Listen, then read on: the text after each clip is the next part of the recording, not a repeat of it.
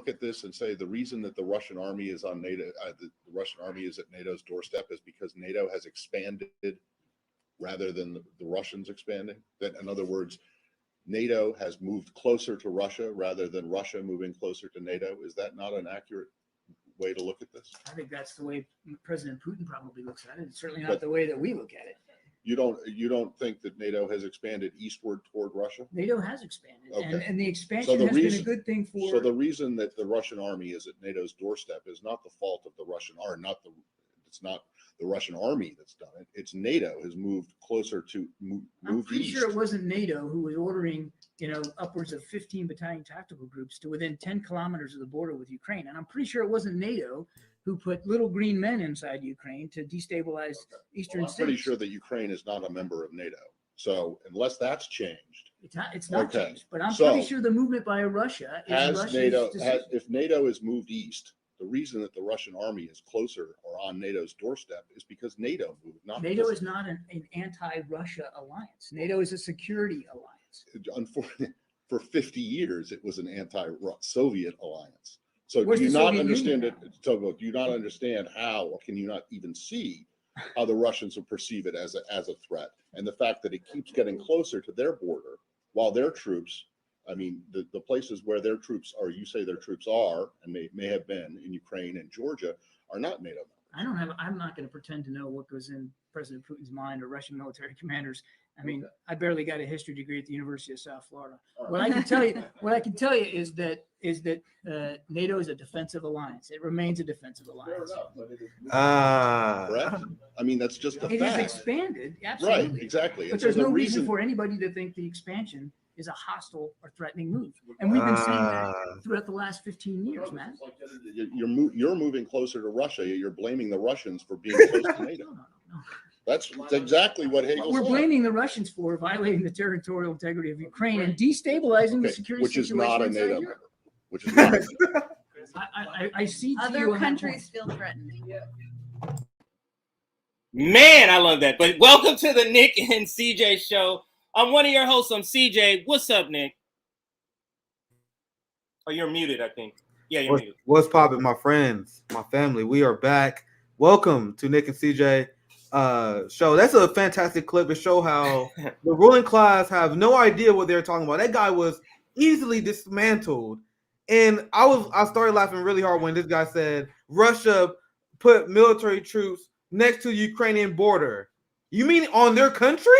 They say this shit to trick dumb NATO leftists.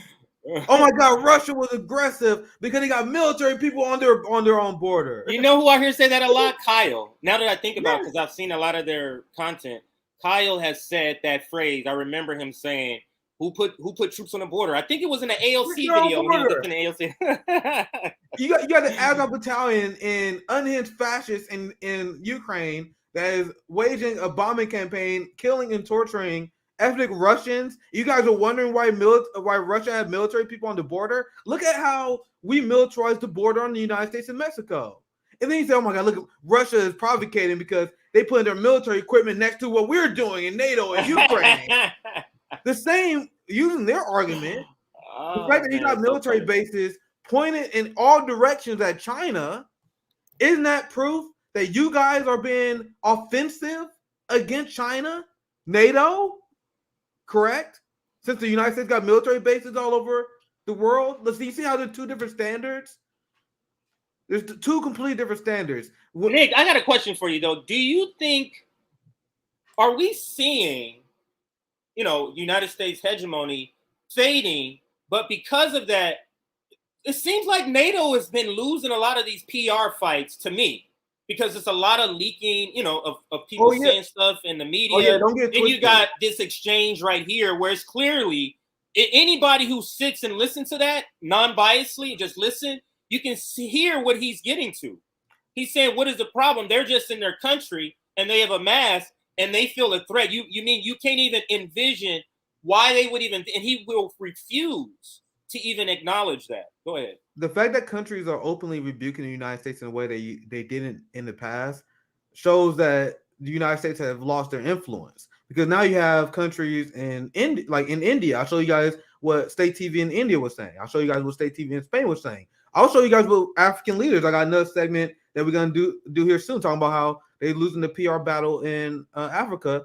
Literally every other country except a heavily propagandized West, led by the BBC, CNN, MSNBC, Fox News, in the UK and United States, respectively. Outside of those nations, everyone else is like, why does this regional conflict rise above Palestine, for example, Yemen, for example? Many is like, why is this regional conflict way more important? And meanwhile, the white countries, the Western chauvinists, is like, we gotta stand with Ukraine, we gotta be. And Africa's like, we got no problem with these people. It's so obvious. It seems like they're playing pretend just with each other. But if you don't mind, I want to play it again, and I want you to get your reaction, because I can see you was there were so many reactions to like stuff he was saying. So I just want to play it again. It's only 2 minutes, maybe 2 minutes and 10 minutes, 2 minutes and 10 seconds. So shouldn't take that long. But just let me know where you want to stop it. To look at this and say the reason that the Russian army is on NATO, the Russian army is at NATO's doorstep is because NATO has expanded rather than the Russians expanding. That, in other words, is true. NATO has moved closer to Russia rather than Russia moving closer to NATO. Oh, go ahead. Is that not an accurate way to look at this? I think that's the way President Putin probably looks at it. It's certainly not the way that we look at it. Quick pause. You see how facts makes, if you say the factual reality of the situation, anything that's not the Western narrative, they say you're repeating Putin talking points. I'm a black guy who lives in the Bible Belt. I live in Kansas City. A black guy who lives in the Midwest is somehow interested in spreading Putin talking points, according to liberals. No, I literally just bring up the history. Like this guy did, that NATO expanded to Russian border, as Russia has said for years is a red line. Well, this is a propaganda tactic, so we can do a short little 60-second propaganda report here. This is a propaganda tactic, and what you do is after you lay your stance, you go anything outside of this, you label it whatever propaganda tag you want to give it. And in this case, they're saying Putin. So that's what you do. It don't matter what it is. It's literally anything outside of you saying you're for sending millions of dollars, you're Putin, or billions of dollars, billions with a B. I want to make sure people hear that. You're a Putin puppet. And you notice that, how many times have you been called a Putin puppet online? I've been called at least 10, 15 times. Go ahead. You can literally show screenshots of streets named after Stefan Bandera. You can literally show screenshots of soldiers with Nazi bands. There's many pictures of the Western Ukrainians having Nazi tattoos, and you post these pictures and say you're a Putin puppet for sharing information. For telling because it's anything outside of their narrative it's a propaganda tactic that, but they got these bots online that's doing it, and then you got paid people like Brooklyn Dad. So and then their followers just repeat, and then, so you got sheep that's just repeating paid propagandist lines, and they don't even understand that's what they're doing it because they've been inserted into social media to appear organically until we find out about Brooklyn Dad, for example. All right, so let me let it play some more. Let me know when you want it to stop. Has expanded eastward toward Russia. NATO has expanded, okay. and the expansion has been a good thing for. So the reason that the Russian army is at NATO's doorstep is not the fault of the Russian army. It's not the Russian army that's done it. It's NATO has moved closer to move I'm pretty east. sure it wasn't NATO who was ordering, upwards of 15 battalion tactical groups to within 10 kilometers of the border with Ukraine, and I'm pretty sure in their country. Now I want to rewind it back maybe 10 seconds because it was a part that I now think I have a point I want to make. And that's I'm sorry, right here. Notice when he asked the question, this is a propagandist right here. What he's doing, and he did it again. What he does is, regardless of what you say, I have a line to tell you. You get what I'm saying? So he asked a question about NATO, and then he said blah blah blah. He was about to go into his PR spiel about NATO. He cut him off. Yeah, but that's what he was about to do. Yeah, that's what he was about to do. Point, that's such a good point. So I'm gonna add to this. I'll pass it back to you because there's some people that was like, why was you cutting out Marianne Williamson? And I explained later, and people understood where I was coming from while I did my post analysis, because I told you guys that she had a 20-minute interview and she planned on giving these long answers without answering the question. And as a journalist is supposed to do, you're a politician. I'm not here to be your friend. You answer the fucking question. I would let her go for like a minute or 2 minutes. And I'm like, all right, you're not near. And then I redirect. That is what you're supposed to do to these politicians and their handlers and their spokespeople like this. You're not supposed to be nice to them. You ask them a question, let them talk a little bit, and they don't answer the question, you interrupt them. And she used to Oprah Winfrey interviews. She used to Oprah Winfrey interviews being treated nice, and you're in the political sphere, and the pseudo left, NATO left is not helping by also giving her nice interviews. That's not helping because she doesn't understand that none of those interviews are going to be nice, especially in her position trying to primary Biden. It's never going to be nice, and that was nothing what we did. Yeah, it's the first hard interview she got, she crumbled. But that's how you're supposed to do it. When you got these people with these weasels, like this guy that we're looking at now, and we got Marianne Williamson who tried to dodge the question when I asked her about why should the working class fund a failed project to take over the Democratic Party. Then she go on this large spill defending Bernie. Right. And then I was like, and she's like, I'm not trying to defend Bernie. I'm like, you did that literally unprompted. I asked you, why should people donate to you? So the only reason I bring that up is to go back to this point. The reporter did a good job. When you question these people, you don't fucking let these people ramble on. And I saw people like, oh, don't interrupt. No, you let them talk for a minute, 90 seconds at best. If they don't get close answering the question, then you got to redirect them because they stalling. It's a tactic. And you know who else did this? Jose Vega. And I just did the same. I will, maybe we'll have time to play it later, but Richie, because I didn't want to get your reaction, but Richie Torres, he did the same thing, Jose Vega, in that interview. But anyway, let's get back to the video. So here is where he's going to be cut off because he can see he was trying to go into a PR spill. But then when he lets him answer the question, he does it anyway. He just says, I don't think NATO, when he says NATO's when he says NATO's the one that's approaching their border, not them approaching NATO's border. Then he says, I don't think so. And he just refuses to give facts. He just goes into a spill. And let's listen to that PR. This is all propaganda tactics, what he's doing here. Who was ordering, upwards of 15. I'm sorry, I didn't go far back enough. The Russian army that's done it. It's NATO has moved closer to move I'm pretty east. sure it wasn't NATO who was ordering, upwards of 15 battalion tactical. He's doing it here within 10 kilometers of the border with Ukraine, and I'm pretty sure it wasn't NATO who put little green men inside Ukraine to destabilize eastern cities. I'm pretty sure that Ukraine is not a member of NATO.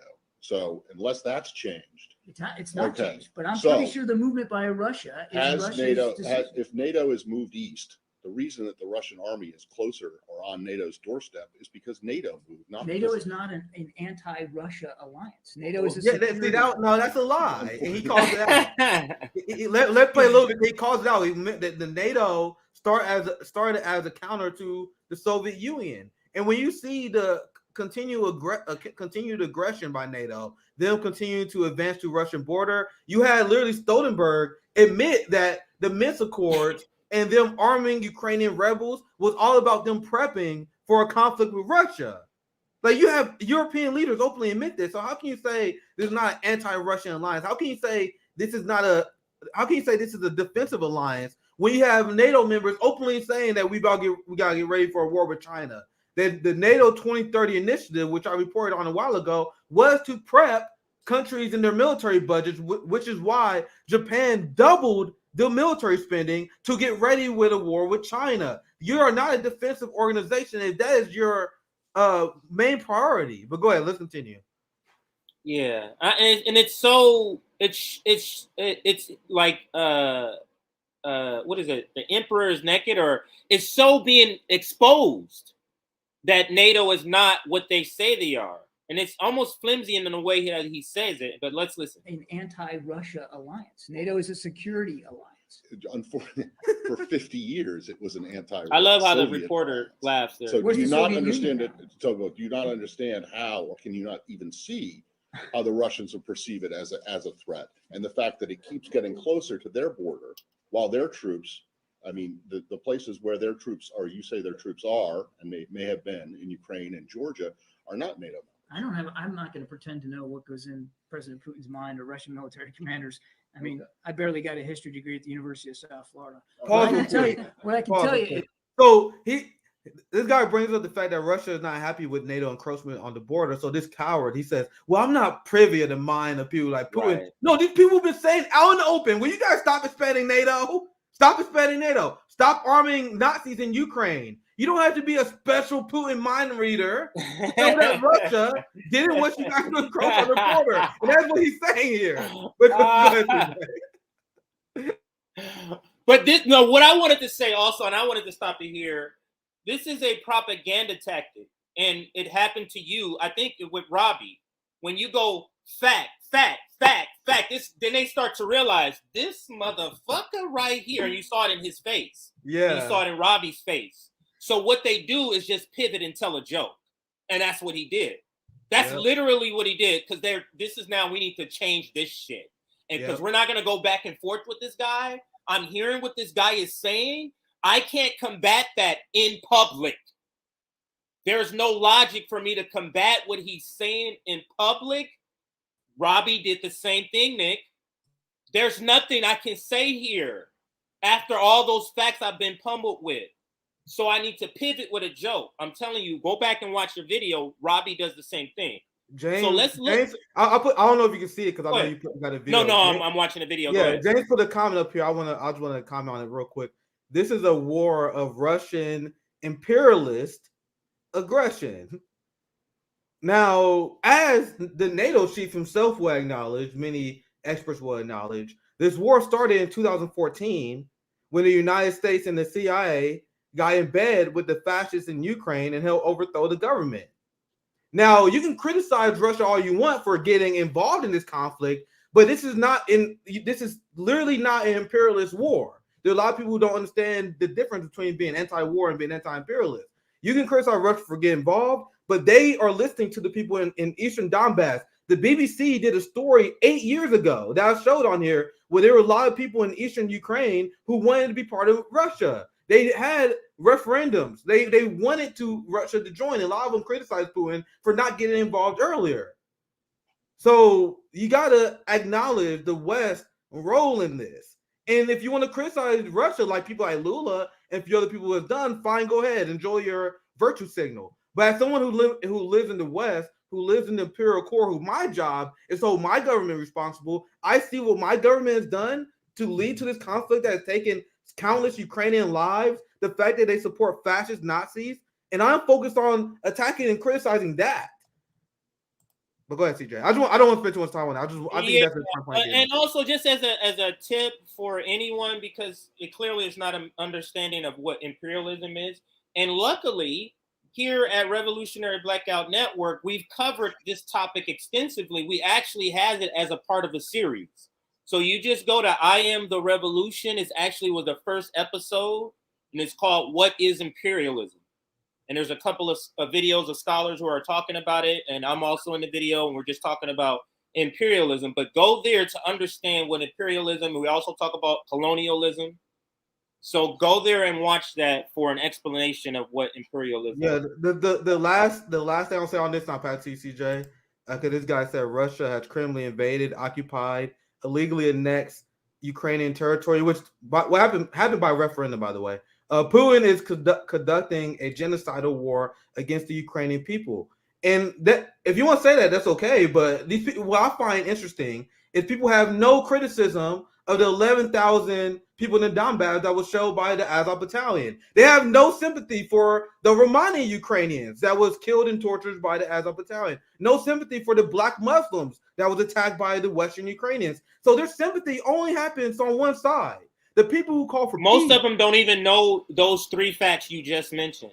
Most, and James Morrow may not know those facts, and I'm glad he's here so he can learn alternate facts. Yeah, I'm glad he's here so he can learn the actual facts, which he may refer to as alternate facts. Yeah, I think some people say he's a bot, but the reason why I engage in that, and I don't want to spend too much time on that, it's because I got to see the counter argument. Because it's a teaching moment. Yeah, this is a teaching moment. So if the people who care about Ukrainians or people like us who want peace to happen, you guys don't care about the deaths that caused by the Azov battalion in the Zelensky fascist regime. You guys don't care. You guys don't care that they're locking up reporters, that they killed people they viewed as Russian dissidents and people who was helping Russia. You guys don't care about those Ukrainians. Propaganda. That's all Putin propaganda. You guys only They've care been about told one. that that's only. They've been told that that's Putin propaganda because they believe people like this guy on the screen. Yeah, that's literally what they believe. Or this guy's a plan. He could be, you know. Yeah, it's fair. I just want to go through that. But we do want to use it as a teaching moment.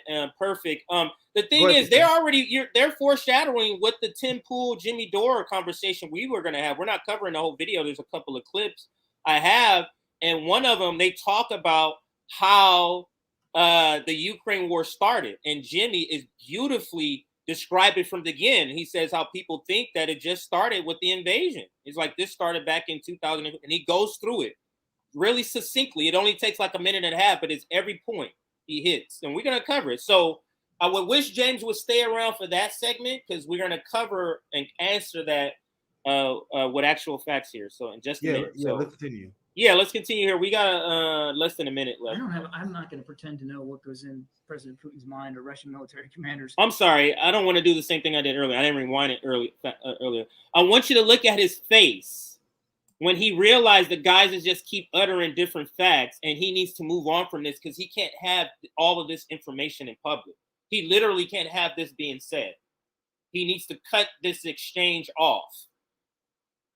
And the fact that it keeps getting closer to their border while their look at troops, his face. I mean, the places where their troops. This one, his strategy is changing. Don't engage. Let's move over. Let's move on. I'm not going to pretend to know what goes in. So now I'll let it play without me talking. But that's what he's realizing here. It's no more exchanging in this guy because look at what he's saying. What is getting out in public with me on camera? For 50 years, it was an anti-Soviet alliance. So do you not understand it? Do you not understand how, or can you not even see how the Russians will perceive it as a threat? And the fact that it keeps getting closer to their border while their troops. He's changing his mind here. Places where their troops are, you say their troops are, and they may have been in Ukraine and Georgia, are not NATO members. I'm not going to pretend to know what goes in President Putin's mind or Russian military commanders. I mean, I barely got a history degree at the University of South Florida.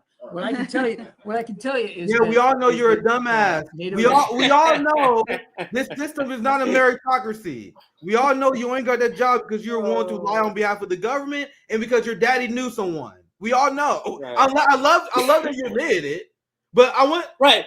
But you see the Snickers in the background? That's hilarious to ruling class people.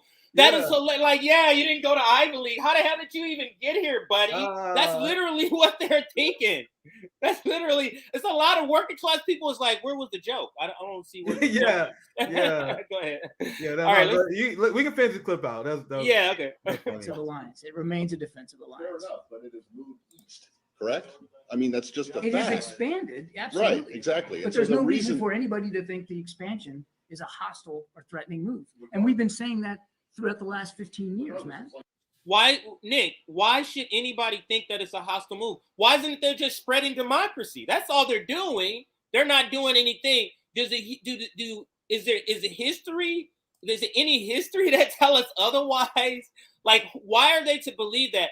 What has NATO done in the past? Have they ever went to somewhere and extracted resources? They've never done that. Go ahead, Nick.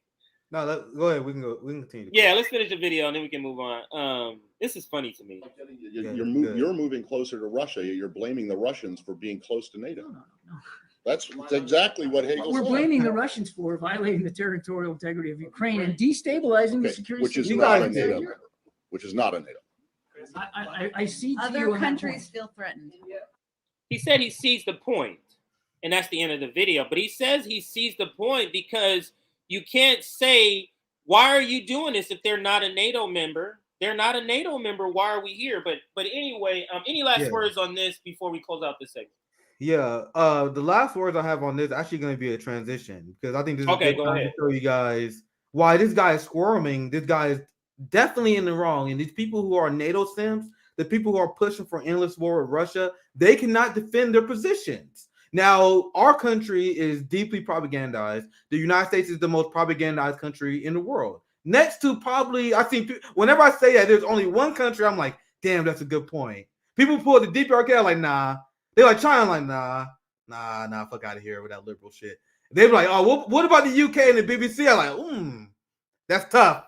Yeah, the UK give us a run for our money. It goes to propaganda as well, right? Yeah. So you have the BBC, you have CNN and the Western media that has brainwashed the Western populace in terms of geopolitical politics. But do you think people like Lula in Brazil, do you think African people who have generational trauma because of Western imperialism, you think African people who've been victim of, for example, Queen Elizabeth, what she did in the Congo, the fact that Biden's literally bombing Africa right now, the AFRICOM program. Meanwhile, look at how many Russian imperial flags are there. So you guys think these people are going to look at the Western talking points that is already weak and they're going to side with the West? No. So I want to get your reaction to this. I have a few stories I didn't get to on Nick at Night. That was fun with Andrew and Zoya. Andrew becoming a regular at Nick at Night. So I watched the whole thing, I think. Yeah, with Andrew, Zoya, and Carlos, who's also going to be an alternate regular on there. Like, we never can get through all our stories because there's always so much to talk about. But this is one of them I want to bring up as well because it fits what we were just talking about. We was playing the Western propaganda on Ukraine that no one's falling for. That's why the NATO left is so embarrassing. Bernie Sanders, AOC, Vosh, and all these people are falling for propaganda that everyone in the world sees through, CJ. Now, the Western cope on this has been hilarious. Because look at this. Ukraine appeals to African leaders. Moscow has been winning the propaganda war across the continent. Can Kyiv change perceptions? Oh my God, we are struggling to get Africans on board to support arming and supporting Nazism. What? Yeah, no wonder you're struggling in this. Now we got a few more. In Africa, Anthony Blinken sees limits of U.S. influence abroad, which any anti-imperialist should be cheering for. I've been waiting for this, CJ, my entire life. You finally got countries in the global South that is not being afraid to stand up to the United States anymore. And there's another story I may get to later in the stream. We was about to cover this on Nick at Night. AMLO is leading a global coalition against the Cuban blockade and has renounced neoliberalism. I don't know if you saw that, CJ. Yeah, I did see like, that. Lula is getting better. Like, Lula has been disappointing in some things. But Lula, in terms of calling out the Cuban blockade on NATO, like, he's been surprisingly good on some of these things. And that's another story. But you're seeing Western influence starting to wane. You have Africa. I'm kind of blocked out here, but I'll just read the headline. Russia's growing trade in arms and oil and African politics. So the West is like, holy shit. Why you guys think the propaganda campaign you're seeing have ramped up to literally the nth degree? Because you don't do that when you're comfortable, when you're ahead. You don't get desperate when you're ahead, right? They're drowning and underwater, and they are desperate. They are desperate. That's why you see the propaganda you do, which leads to this story as well, which gave me a great chuckle. I can't wait to hear your thoughts on this as well. Yeah, I can't wait for this article, and I saw some people, because this tweet went around, and some people were like, this article is being critical of Russia, right? And I'm like, yeah, that's exactly the point. I'm looking at the same way we analyze Warren Joe propaganda. There's so many people that didn't realize what I was doing here. Where look at the point of view, and this is the cope. This is the cope of the West. How do you explain to the NATO left, the people who feel like they're standing for black and disenfranchised people, that they are on the wrong side? Oh, it's the dumb Africans who are being tricked again. Why Russia markets itself as an anti-colonial power to Africans. Now look at the sub-headline. Colonial exceptionalism and a victim mentality are integral to Russia's self-image. So when Russia go to Africa and points out all the crimes of the West, and in Africa, like, hell, Putin got a good point here. The response that comes from the West is to say that they have a victim mentality. Oh my God, yeah, we genocided a few of your people. Yeah, we carved up your land. We carved up your lands and destroyed cultural landmarks and geography for our imperial conquest. Yeah, we destroyed and planted generational trauma on your people. But why are you guys still bitching about it? The same people that say never forget over any fucking thing that happened over here. 9/11, 30, 20 years ago. Never forget that. but they want Africans or other people to forget what the hell the West did to them. So what Russia has been doing is just going over there and nudging them and like, hey man, and we really fucked with you. We just want to do business. The United States seem like they keep fucking with you. Do you want to end them messing with you guys? How about you have an alternative to that, which is they build it with bricks? And this is the cope they come with. It's stories like these. And last thing I'm gonna read, I'm gonna just turn my audio on there real quick. This last part of the segment, not super long segment. I was gonna cover the African-Russian relation update, and because this come from African countries here, they came from Breakthrough News. They do good anti-imperialist reporting. So let's listen to this. And this is I think I saw that one too. Yeah, Yes. this is good. China has been there for us. The USA has not been there for us. When Southern Africa was on fire fighting the apartheid regime, the USA sided with the apartheid regime of South Africa. They did not side with the African people. They never supported the ANC. They labeled Mandela a terrorist, but today they exalt Mandela in all sorts of ways. SWAPO was a terrorist organization in Namibia. Isn't that exactly what they did to Pat Tillman and George Floyd? Yep. And now Tyree Nicole. They villainized Nelson Mandela, labeled him a terrorist, and now after the West was his enemy, now they hold him as a beacon. Like, look at what the value that we all stand for. Look, we stand with the values of Nelson Mandela. No, you guys use the people you guys go after and use them as PR. It's disgusting. They did with Pat Tillman, the guy the military killed because he called the wars. And they had him at the Super Bowl. Yeah. Martin Luther King. They did it with Martin Luther King. They did Everybody. it. They did it all. Yeah, they did all of them. They making money off Fred Hampton. That's white people making off that money off that movie. They're paying these actors $25 million. Imagine how much they were getting off of this. So don't think that it's even. But anyway, I don't want to go on a tangent. Yeah. But so Africans, the whole propaganda spiel that the United States has about what Africans are choosing to do with countries like Russia and China is just simply the dumb Africans are being fooled. Is never. That's literally it. You've never seen any other. Because I'm trying to imagine what other counter could they have to this. There's really no other counter but this illogical reason. Go ahead.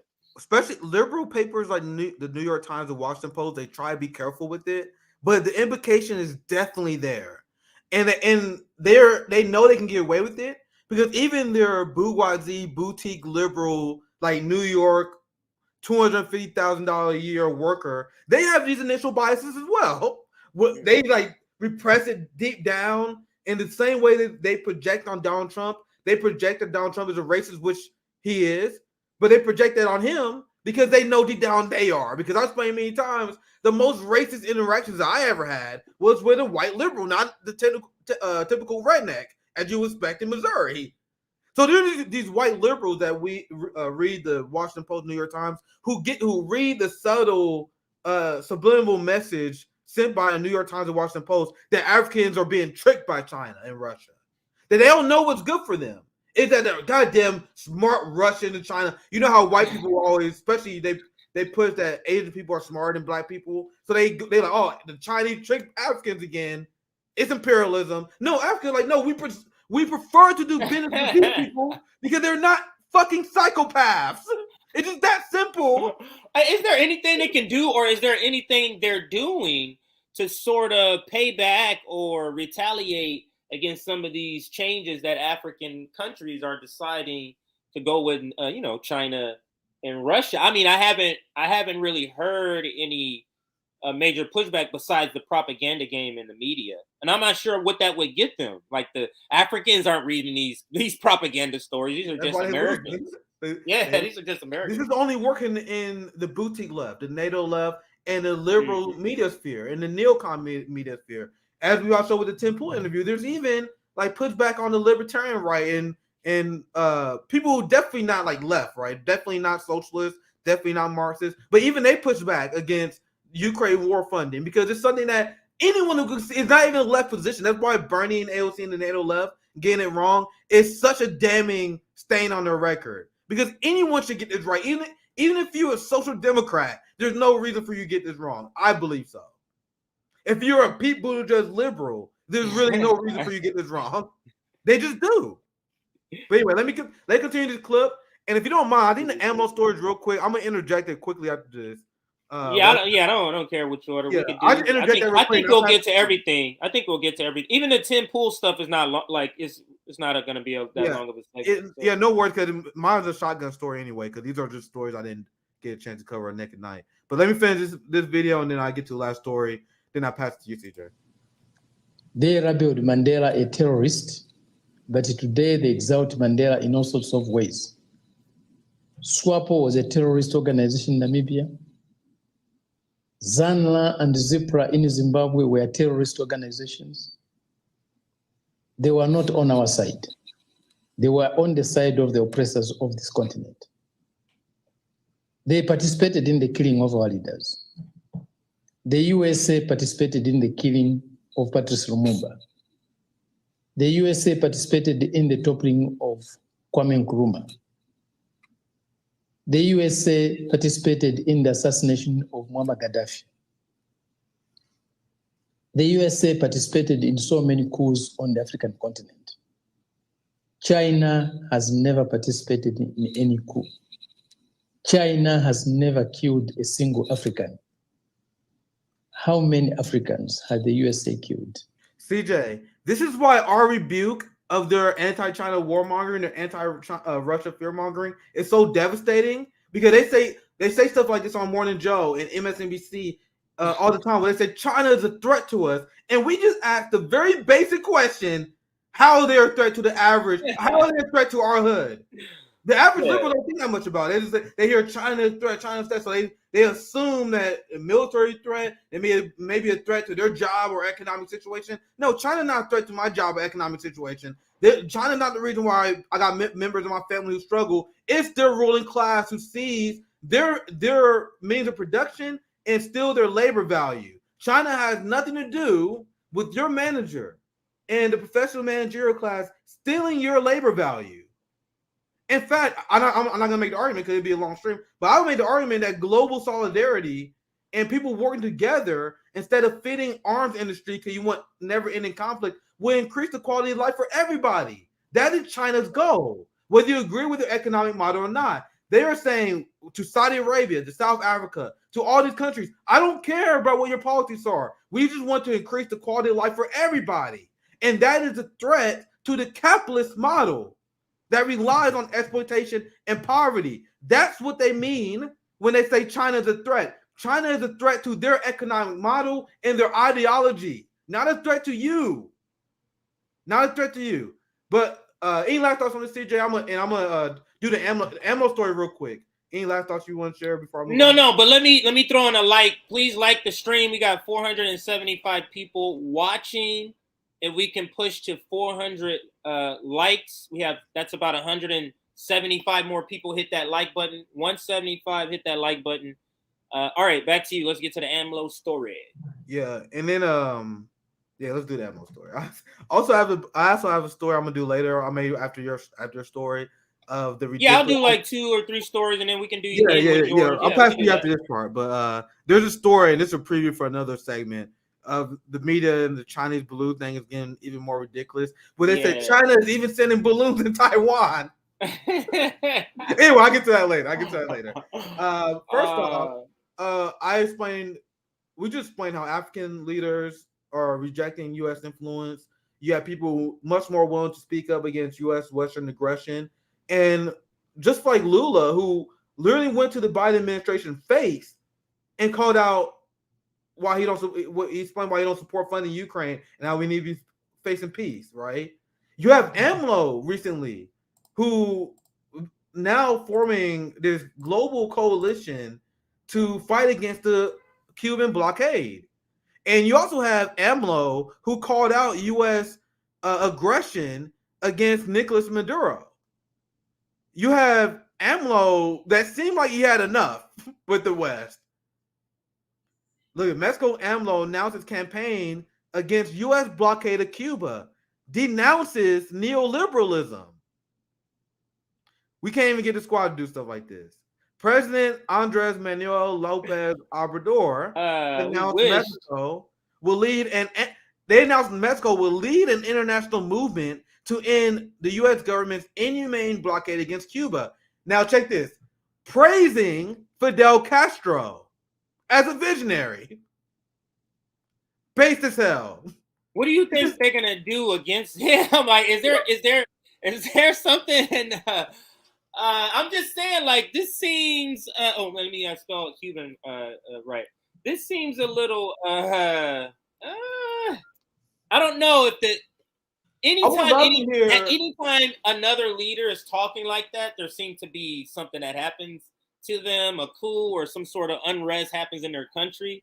So I'm just wondering, have you heard anything or think anything like what he's saying? And they're right next to us. You get what I'm saying? They're on the border of us. So I actually, that's a good question that I honestly don't have an answer to. I would love to hear someone explain why AMLO, and my general explanation would be because of U.S. waning influence abroad, because AMLO recently have been consistently rebuking United States policy. Now, the biggest stain on AMLO's record, the same with Lula, is his stance on Haiti. The people criticize Lula a lot for that, which is legitimate criticism. But I always explain to people, like, all the South American left is weak on that issue. That's like one of the biggest things. That's AMLO's. But other than that, AMLO been pretty good. Like, he slammed NATO. But a question: why is it? It has to be something that is similar about the countries. If they're all getting that wrong, is there a particular thing? I've seen a segment on. I'm not an expert on that guy, to be honest, but I've seen a segment on Democracy Now! Where some guy explained that it is rooted in anti-blackness, and there's the Western propaganda campaign waged by France and United States because they always hated Haiti has been so strong that it's even cracked South American left politics. It's such a weird phenomenon to see people constantly get these issues wrong. And Black Agenda Report, big shout out to them. They've been leading the charge and calling these leaders out. They will praise AMLO for doing stuff like this. They'll praise Lula for doing stuff like this. They're like, hey, remember your stance on Haiti, though? What's up with that? Yeah, I remember. So that's the weakness they have. The same way that we call out Bernie, and then for the weakness, that legitimate weakness that Lula and AMLO has. But AMLO been good slamming Ukraine. NATO policy, as you've seen here, this has come from last June. And now he's leading the campaign. And now this is giant to end the blockade against Cuba, which Joe Biden, just to show you guys how bad this unhinged white supremacist that the squad continues to apologize for, that Bernie Sanders still a good friend with, he promised to reverse Trump unhinged Cuba policy. Do you guys remember when Barack Obama started to reverse some of the unhinged Cuban and I remember policy? That. Yeah. And then Trump took office, and obviously as an unhinged neocon right-winger he escalated war against Cuba. Biden was running like, I'm going to restore tensions with Cuba, and like every other thing he said, I said, hey, NATO left, Putin left. Don't listen to this motherfucker. He's lying to you. And guess what? RBN was right again. He doubled down on all of Trump's anti-Cuba policy, which led to people like AMLO doing this.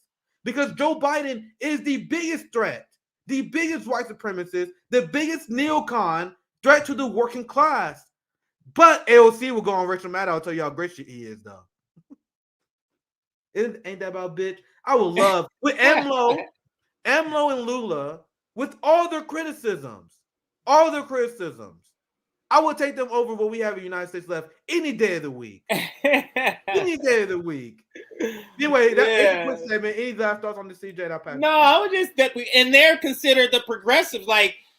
They are true progressives. Like, if you think of the sense of the word progressive, and then you have people to the left of progressives, that's cool. Maybe Lula is. But the people we have aren't progressive. They're literally center. They're literally center right. They're not to the left whatsoever. Like, they think Medicare for all is some sort of Malcolm X like policy. It's not. Like, there's literally conservatives in other countries. Where do you stand against the empire? For all. Yeah. Where do you stand against the empire? Where do you stand on relation to worker power versus the government and state? Like, these are the things that make you a leftist. People think, oh my God, I want to defeat the Republicans. I support Medicare for all. I stand up for women's rights. That make me a leftist. No, it does not. Not saying did anything's see not worth this. standing for, but that's not the standard bearer it's ever been. But anyway, go ahead, CJ. We did see this. Lula just decided to condemn Yeah, we Russia covered that. over China. Yeah, we did.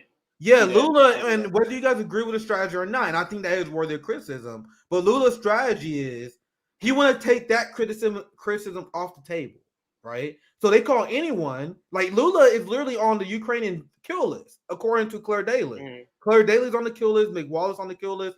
The Western media will mute and silence you if you do not say this phrase. I condemn Russia for the invasion. So this is a legitimate criticism. If you want to criticize Lula for doing that, that's legit. But Lula's strategy is to say that, then he say, hey, yeah, so I condemn Russia and Putin for this invasion. But what about Zelensky? And what about NATO? How about we call for peace? You see how it's a tactical move where he takes that off the table. And that's a fair criticism if you criticize him for that. But I see why he does that. And that leads to situations where he's in the White House. He's like, yeah, Biden, yeah, I condemn Russia. What else you want to hear from me? Now, what about what you're doing? what are you doing here? What's Zelensky doing? What are NATO doing here? What else you want from me? Yeah. So it's like, and I think Black Fruit says that strategy is lame, which is, that's fair. He's a politician. Like, that's all. And this is our message. You can't expect these politicians to save us. That's the best you really can expect from someone like Lula. You can't expect these people to go gun blazing. But I see the tactical strategy that he's doing, and I can see where you guys are coming from if you think that's weak. But he's a politician. It is what it is. But go ahead, CJ. Any final thoughts? No. I think we can cut it there, Aaron, and then I'll take 45 seconds to do announcements. And I'll be right back. Yeah, I'll get right into the Tim Pool story. Tim Pool and Jimmy Dore interview. So that is next. I actually have it prepped. So let me actually share that first and go back to my history. Now you may see some kids' videos in my history. So it's what it is. My babies watch a lot of kids stuff. And I heard somebody say something that I watched the Minecraft that you saw in the history. No, those that's for my kids. Although I watch it with them when they're watching it. Oh, my smallest daughter, my middle daughter. With China, right? And then so we're gonna be covering Jimmy Dore's interview on let me take this next matter down. Jimmy Dore's interview on Tim Pool. So Tim Pool. And let's do it that way. And Jimmy Dore. All right. So this is the next segment we do have coming up here. So stay tuned. But let me take about a minute to do a couple of announcements because we kind of went along that was just our introduction. So we kind of went long for our introduction. But anyway, this is the Nick and CJ show for those just joining. Like the stream, we have 520 people watching. Watching, but we only have 300 likes the last time I checked. So maybe if another 150 people hit that like button to get us to 450, that would be great. If you want to get on our notification list, our Substack is the best way to get notifications when we go live or when we drop clips.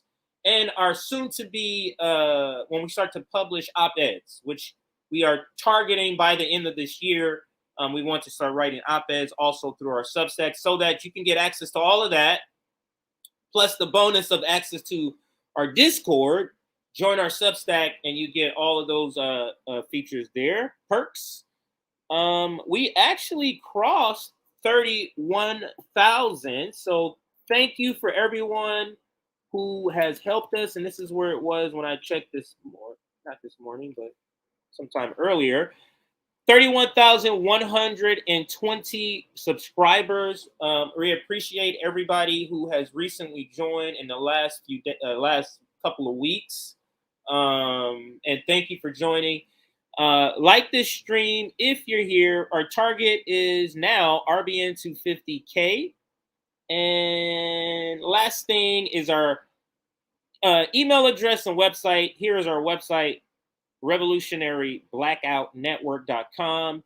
And our email address is info@revblacknetwork.com. And I kind of watched the video, so I do have specific just snippets we're going to go through. It is a long interview. It's like I think it's over an hour. So we're just gonna kind of cover some particular points made on the video. So let's start. I have these numbers written down, so we'll start whatever I have written down. See what they say. And we'll discuss as we see fit here.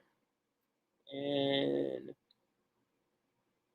so we can start here, Aaron. So Tim Pool had Jimmy Dore on his show. I think it was yesterday, and I watched most of it, maybe 75% of it. And there's some good snippet parts I have taken out, Nick, that I just want to play and kind of get our reaction, kind of talk about, because there are some good points, particularly when they talk about Ukraine. Yeah, I didn't get a chance to see it because I was doing Nick and Night, obviously. I was like, and I know it was so I was like, all right, I'll see if CJ covered, but we see. Let's check it out. Yeah, and like I was saying before we started the stream, like I don't know Tim Pool and Vouch and Hassan Pike. Those are people that are on the left that I never encountered. Like they're never in my feed, so I don't know anything. He's mostly a cultural warrior. Yeah, I never know about him. It seems like his shows is very dependent, like on who is guest, right? Because a lot of people say this show was good because when you talk with Jimmy, obviously they talk about Ukraine, they talk about a lot of substance stuff. Right. He had Jimmy Dore on, but then he had other shows, and I don't comment that much on Tim Pool because I don't follow his work, so I always want to be careful. I don't want to sum someone up based only on smears. But whenever I see clips, and most of them doing culture war shit, like if you had like a right wing guy on, like they're not gonna be worth watching. But someone with Jimmy Dore or someone who's anti-imperialist, they can bring a good interview out of him because he got good takes on war generally. That's my general take on Tim Pool. But let's watch the video. Let's hear. Just like you, I don't know a ton about him. I don't follow him that close. So we give him a fair trial here, I guess. Go ahead. Yeah, so I got about 4 different clips. They're all about 2 minutes each, and let's listen to this first one. If you want to stop at mid, we can do that and talk if they say something you want to comment on. To 30,000 feet, and I'll ask you, this is what snapped you out of it, or like made you realize the media is lying, or what? You mean about COVID? What was your moment where you were like, holy crap, these people are full of it? I mean, you probably always felt that. I've always felt that about the corporate press, but then I didn't understand was what happened with Trump is that people like, and it wasn't just TYT, but that was the people I was a part of, right? And they just became the opposite of what they're supposed to be, right? They're supposed to push back against the corporate narrative, even when if it's somebody that they hate against Trump, you're supposed to tell the truth, and they wouldn't do it. And they just kept repeating CIA and FBI talking points about everything, including Julian Assange, which was disgusting. As they were, I'm debunking the bullshit articles about Julian Assange and Paul Manafort visiting him at the embassy in London, even though they don't have any pictures of it. I'm debunking that in their studio. They come on after me and they push that story. So you're at the Young Turks and you're like, this is a lie. And then 20 minutes later, they're like, actually, it's true. No, this is 100% true. And I couldn't, my jaw was on the floor when they did that. The hell, I didn't know that. I just thought that was a funny point that he went on. Go ahead. My bad. But I remember Russiagate was like one of my litmus tests because I wasn't really into independent media. When I started selling cars, like when you sell cars, you got a lot of free time, right? In between customers. So that's when I really started listening to, cause I was like, I ain't about to listen to corporate media. So I started listening to a lot of different sources, even people I would disagree with. So then that's why I would like stumble on like a random TYT clip. That's when I would like stumble on a random Calculenti clip because they'd be like the people that boosted by like the algorithm, whatever. Then whenever I saw like Russiagate, because that's especially when the time I started really following this stuff, is like anyone who puts that shit out, like you're disqualified. It's so mind-numbingly dumb. The way before like online Discord was really a thing, I was following politics during the Iraq War. Like to me, that was my first radical position. Like to answer the original question.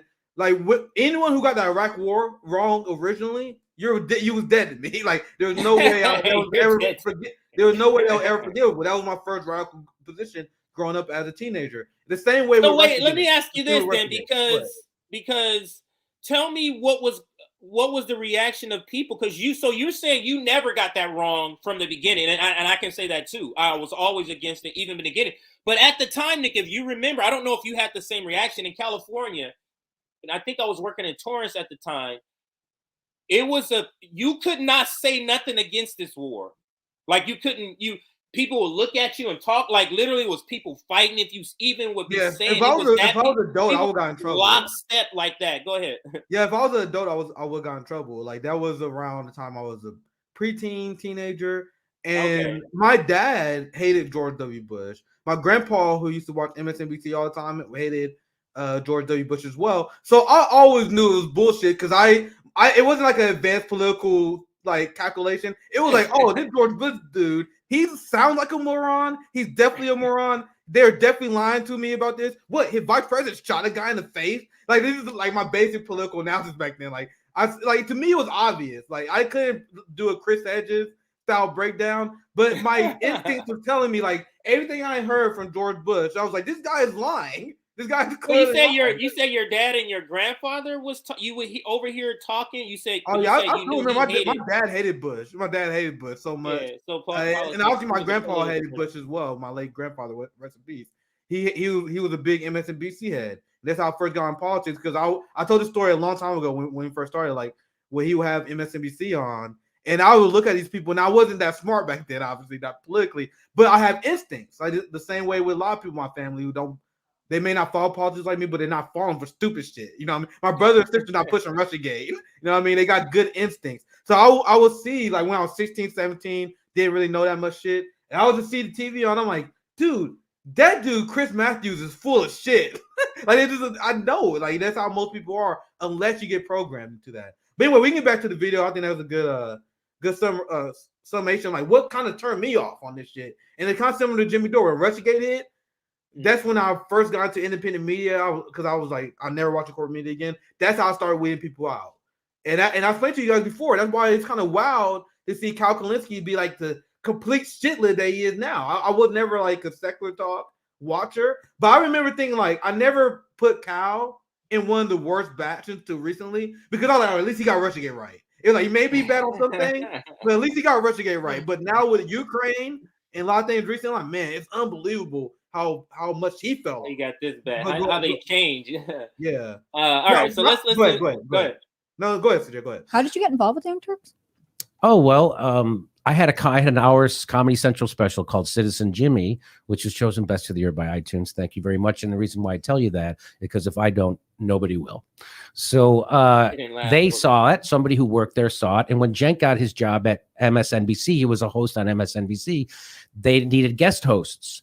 And so they called me in and they said, hey, you're a political comedian. You had a political comedy special. Would you like to host? Well, I was ready, right? Because I had been doing my live Jimmy at Dore show it was called Pop and Politics back then at the UCB Theater in Hollywood. And so I was doing video work and I knew how I had, so I was ready. So when they opened the door, I could walk through. And they told me, they said, I'll never forget. They said, don't read the comments because everybody's going to hate you. They only like Cenk. And when I did the show, everybody liked me, and they were like, "This is amazing! You should." And that's when they made me a regular host. Just a little history lesson to complete that first clip, and I'll move to the next clip. That was just something I didn't know how he ever got involved, and I thought it was an interesting little tidbit. I still remember seeing Jimmy on TYT, and it seemed like a fever dream now. Like looking at me, like, man, it's wild to look back. But I was seeing an old clip, and it was wild to see. But I vaguely remember seeing those. Them hosting those shows together. It was pretty wild to see. But go ahead, CJ.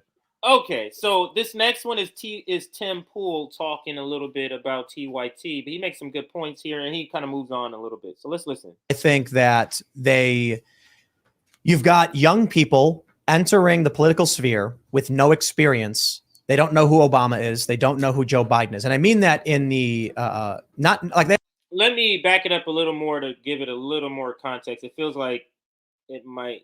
I know what he's talking about, but if you haven't watched the whole thing and you may need a little more context, let me go back another 15 seconds. Swastika great again, the wheel of life that the Nazis ripped off, but like calling it the Young Turks when they created the Armenian, I don't understand that, Cenk. Like, here's what I think with the Young Turks. I think that you've got young people entering the political sphere with no experience. They don't know who Obama is. They don't know who Joe Biden is. And I mean that in the not like they've obviously heard the names. Yeah. But they don't know what they did. And this is a really great example of this is when we had Vosh on the show. I think you know who Vosh is? Mm-hmm. He said, when I asked him, like, don't you know about what Joe Biden did when he was in the Obama administration? I mean, from 2008 until 2016, he goes, I was in high school. I don't even know anything about that. And well, I don't blame him. This is how the Democrats operate. Yes. They target young people who aren't old enough to know that they're psychotic and evil, and then say we should lower the voting age to 16. So for the Young Turks. But do you get the point he's making? Is that something you ever considered or thought about, that like they target younger people? Like, do you feel you were targeted by the Democratic Party when you were younger? They target younger people who didn't know. Maybe you were a bad example because you seemed like to be political when you were younger. I was done after Obama. Like, the last time I ever voted for Let's Do Evil, it was 2012. And then after I got more knowledgeable of what Obama did, I was done. I voted for Joe Stein in 16. So I was like, "You're not getting me, motherfuckers! Like, I'm not falling for this code." But the new version of this is the Sunrise Movement. The Sunrise Movement in the youth wing of the Democratic Party, and I explain this time to you guys all the time. The first organization I ever organized with was KC Sunrise, because there was not a lot of left shit out here. KC is a blue city, but it's neoliberal blue. We ran by the Black Girl Caucus. Yeah. So a lot of like political events will either be liberal shit or it'll be conservative Republican shit. And so I only organized with KC Sunrise because I heard they were progressive, and they was like one of the few Kansas City movements. This is before I became associated with KC tenants.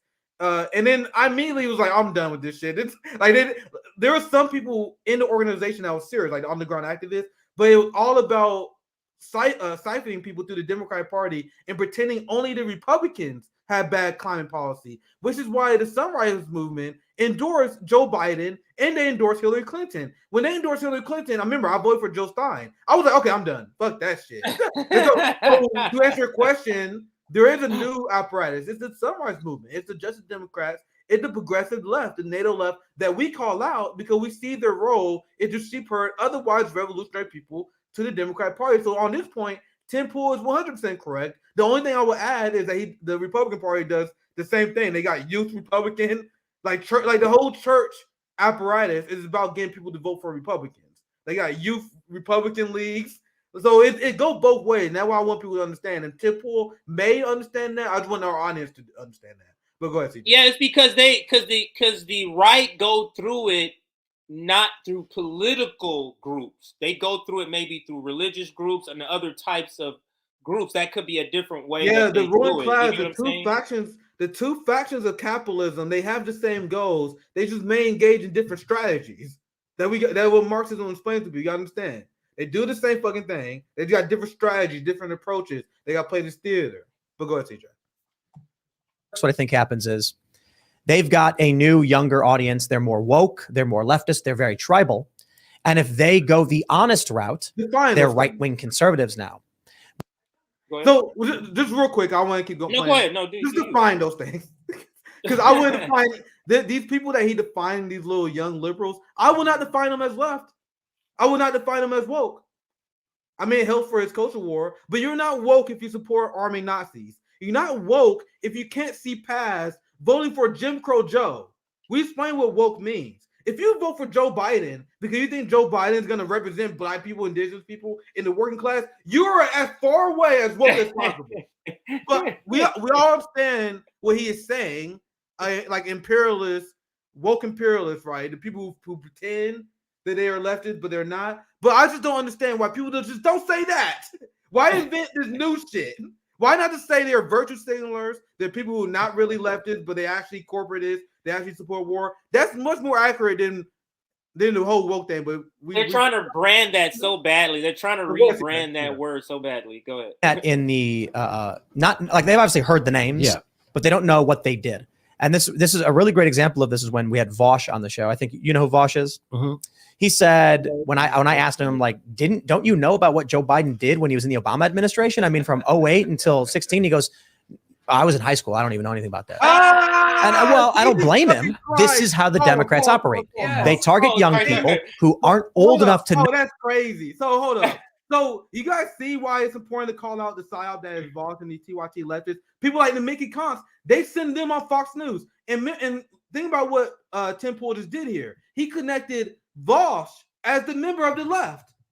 The guy who was a Biden defender, the guy who supports funding NATO, the guy who supports aggression against China, the guy who was justifying U.S. position on Syria, lying about the Syrian gas attacks. He smeared the grades on for that. But according to Tim Pool and the right, that's the left representative. You see how they replace Marxists, socialists for social democrats as their opposition?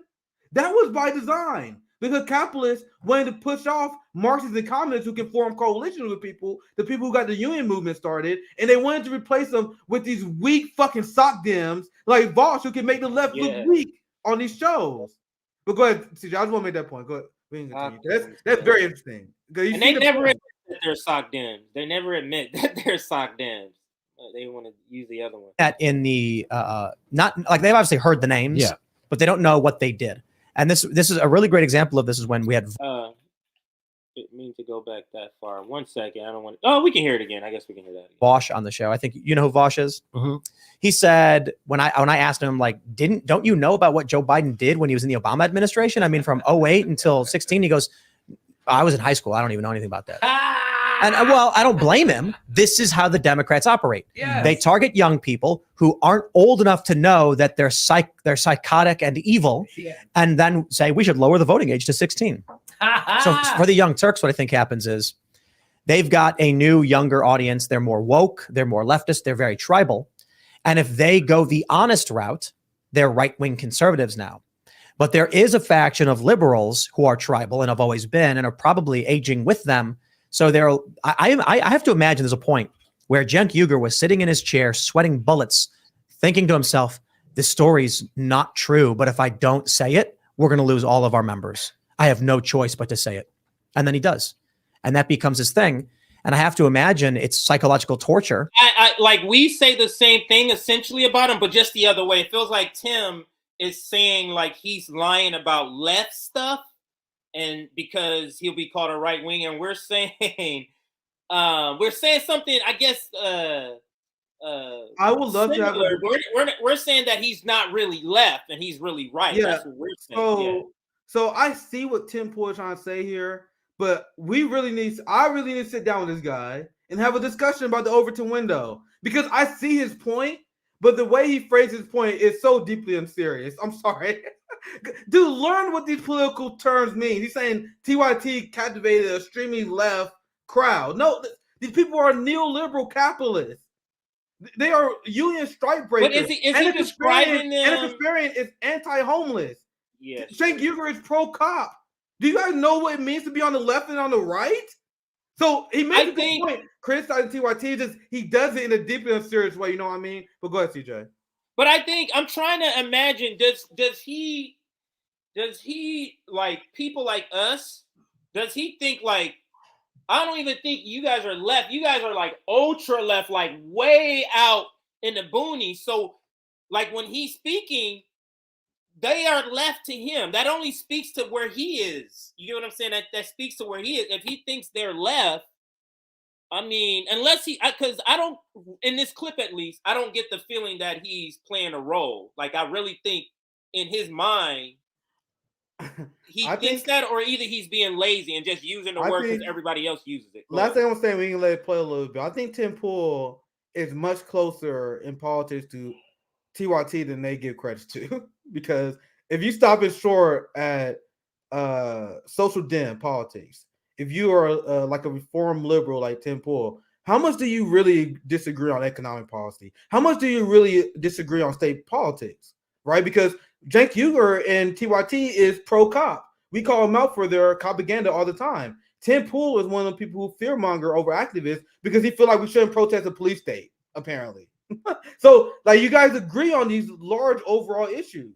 So when you define him as a left, like that doesn't make sense to me because it seemed like you're trying to erase us, the people who are actually to their left. Like there's social democrats, so there's centrists, there's liberals, then you got social democrats, you got democratic socialists, you got Marxist communists, and they erase everything left from social democrat because it's almost like their brain can't even handle Marxists because we point out the contradiction of their prime ideology of capitalism. So I think it's a technique to erase the people who's the real threat. But go ahead, CJ. But he's trapped in that world now. I think that's why he's become so angry and so like, and screaming and yelling, because He knows he has to lie to people. There's no way a person who runs a business like he does, who reads the news like he does, is unaware that he's lying. Because if you take like, it's so, we keep having these double meaning. Like, he says things that seem correct, but it's a feeling like we get, and you pointed this out too in the points you made, like he's meaning it a different way than we're meaning it, because it is that he has to get up and lie about stuff, lie about the progressive, lie about the Democrats, lie that that's a good strategy, do all these lying about this stuff. He's meaning it, to me, I feel like he's meaning it from a different way, that he's lying about, I don't know, what left, policy he's referring to that TYT has that he doesn't have. I don't know what he's referring to, but I think 10 seconds. Like, this is real quick. I think he means left means you support Democrats, right means you support Republicans. That's what it seems like to me, and that's very basic. But let's continue. Maybe that's the very simplistic. Maybe that's what it is. That's why that will be another reason why people like us, he's not even including in it, because we're not in either of the buckets. You're so left, you're not in that bucket, so you're not even being considered in the discussion. That could be also an explanation. But let's listen. Like, I'll give you the example. Donald Trump called white supremacists very fine. Let me let him say it, and then, because I have a different recollection of what he says this part here. People, never happened. I remember I was sorry. I talked over it, so I need to go back 10 seconds. Is unaware that he's lying. Because if you take 10 seconds, like, I'll give you the example. Donald Trump called white supremacists very fine people. Never happened. I remember I was watching that press conference and he said they should be condemned totally. And I was like, well, how about that? And then the next day, all of a sudden, they're like, Trump called white supremacists very fine people. And I was like, what? Like, I do recall, did I not see a clip of Trump actually saying that? Yeah. Do you recall a clip, or was it a news? Because I'm starting to second guess, because he's saying like that never happened. I'm like, wait a minute, did I see that? It's just red blue stuff, and what Tim is pretending is that it's only one side that engages. They all lie. It's just what you're describing here is the political theater. Of course, Donald Trump said something, liberals spin it into saying something else. That's always what Biden said something, Republicans spin it into say something else. That's what it does. It's not. I don't got time for that. Yeah, I don't got time for that. And Tim Pool is pretending like this is like a new phenomenon that's been going on. This is U.S. electoral politics. This is the contradiction, and this is why we don't take it seriously as a lot of people like you guys do. As you pretending that one side is better than another.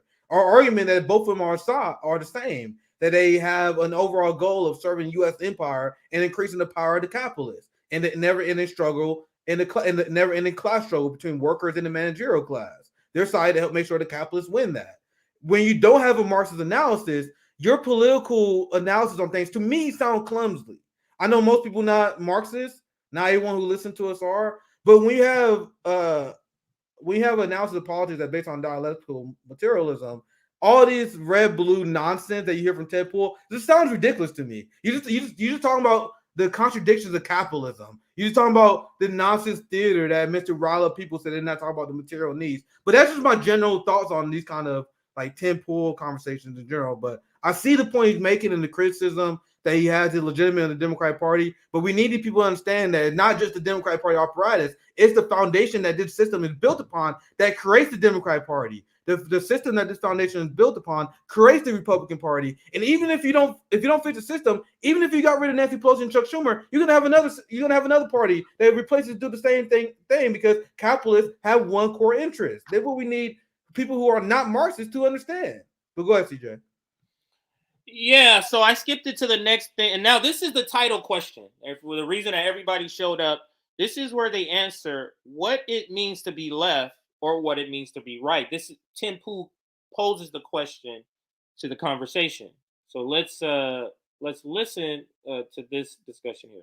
Let's not do it in the dark. Let's not have justice. That's not how you serve justice, in the dark behind a curtain. Let's talk about what it even means to be left and right. This is funny. There's a meme. It said, or it's a Twitter post that went viral. People screenshot it. If you are on the left, and they describe you as a lefty, and you deviate on leftist economic policy, they don't care. That's fine. Okay, whatever. If you deviate in terms of woke ideology, now you're a right winger. It's funny though, because think. That's Let true. me pause it.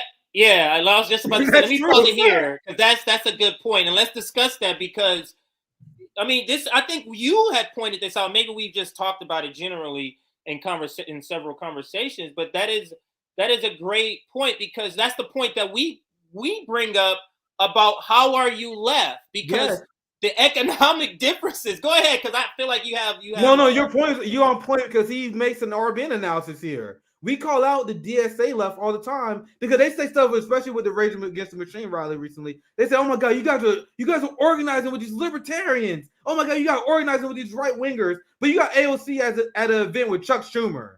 You see how to them the differences between AOC's supposed economic policies, like her supposed support for Medicare for All, and Chuck Schumer's disagreement over Medicare for All. That's not a big deal. Chuck Schumer disagrees with you on a policy that would have saved 500,000 people under COVID. 70,000 people died every year before the pandemic because of Medicare for All. Disagreeing on that is a giant disagreement. It's a giant bridge to overcome. But the DSA left, they say, "Oh, well, that's not a big deal. Of course you got to build coalitions with the liberals, even if they don't support Medicare for All." But then they will look at a libertarian and say, "No, ever organize with that person, even if you're resisting the war." They want culture war to take precedent over economics. They want culture war to be the priority over economics, which the reason why we're in the place we're at as a working class. But so I see the point. Let's let them continue to speak about this question. Thinking about that, if you're on the right and you lie, you're a liar. Or I should say this: if you lie online, conservatives will call you a liar. If you are on the internet and you are conservative, they will call you a conservative. If you are on the internet and you're a leftist, they will call you a leftist. If you deviate from those opinions, they'll say, "Hey, your opinion changed." On the left, they'll just say you're right wing, you're right wing, you're right wing, unless you agree with us on the tribal ideological issue. But if you could claim to be pro BLM, you could claim to be in support of trans kids and all that stuff, but question universal health care, and they have no problem with that. So I interviewed, I don't know if you know, but a big watershed moment. Is that a point? Like you could be, but you can question, but it's the same point. He's making the point that you're putting culture or a culture want ahead of any economic decision. Go ahead. He's talking about the relationship between Jennifer Rubin and AOC. Like, I know a lot of you guys know on Twitter, but Jennifer Rubin regularly stands AOC on Twitter now, like replies to her. The fact that you have AOC on Rachel Maddow. These are people who do not agree with Medicare for All. So the point that Tim Pool is making is AOC would never be caught dead with someone who is considered a transphobe, right? But why is she so comfortable being around people who are against people getting health care?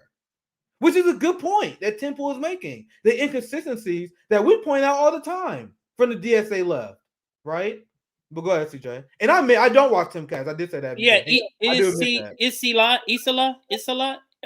Tell us if you watched him. Give us like a brief description. I'll put it up on the screen because all of us don't watch. Now, I think she's speaking to somebody in the comments though. Yeah, I know you guys. They don't understand, and we don't. And I know I don't. But I would like to understand who he is more, maybe from somebody who may like him. So if you are that person, please type a description and we'll put it up in just a second here. When at my show was, I interviewed a Boogaloo Boy.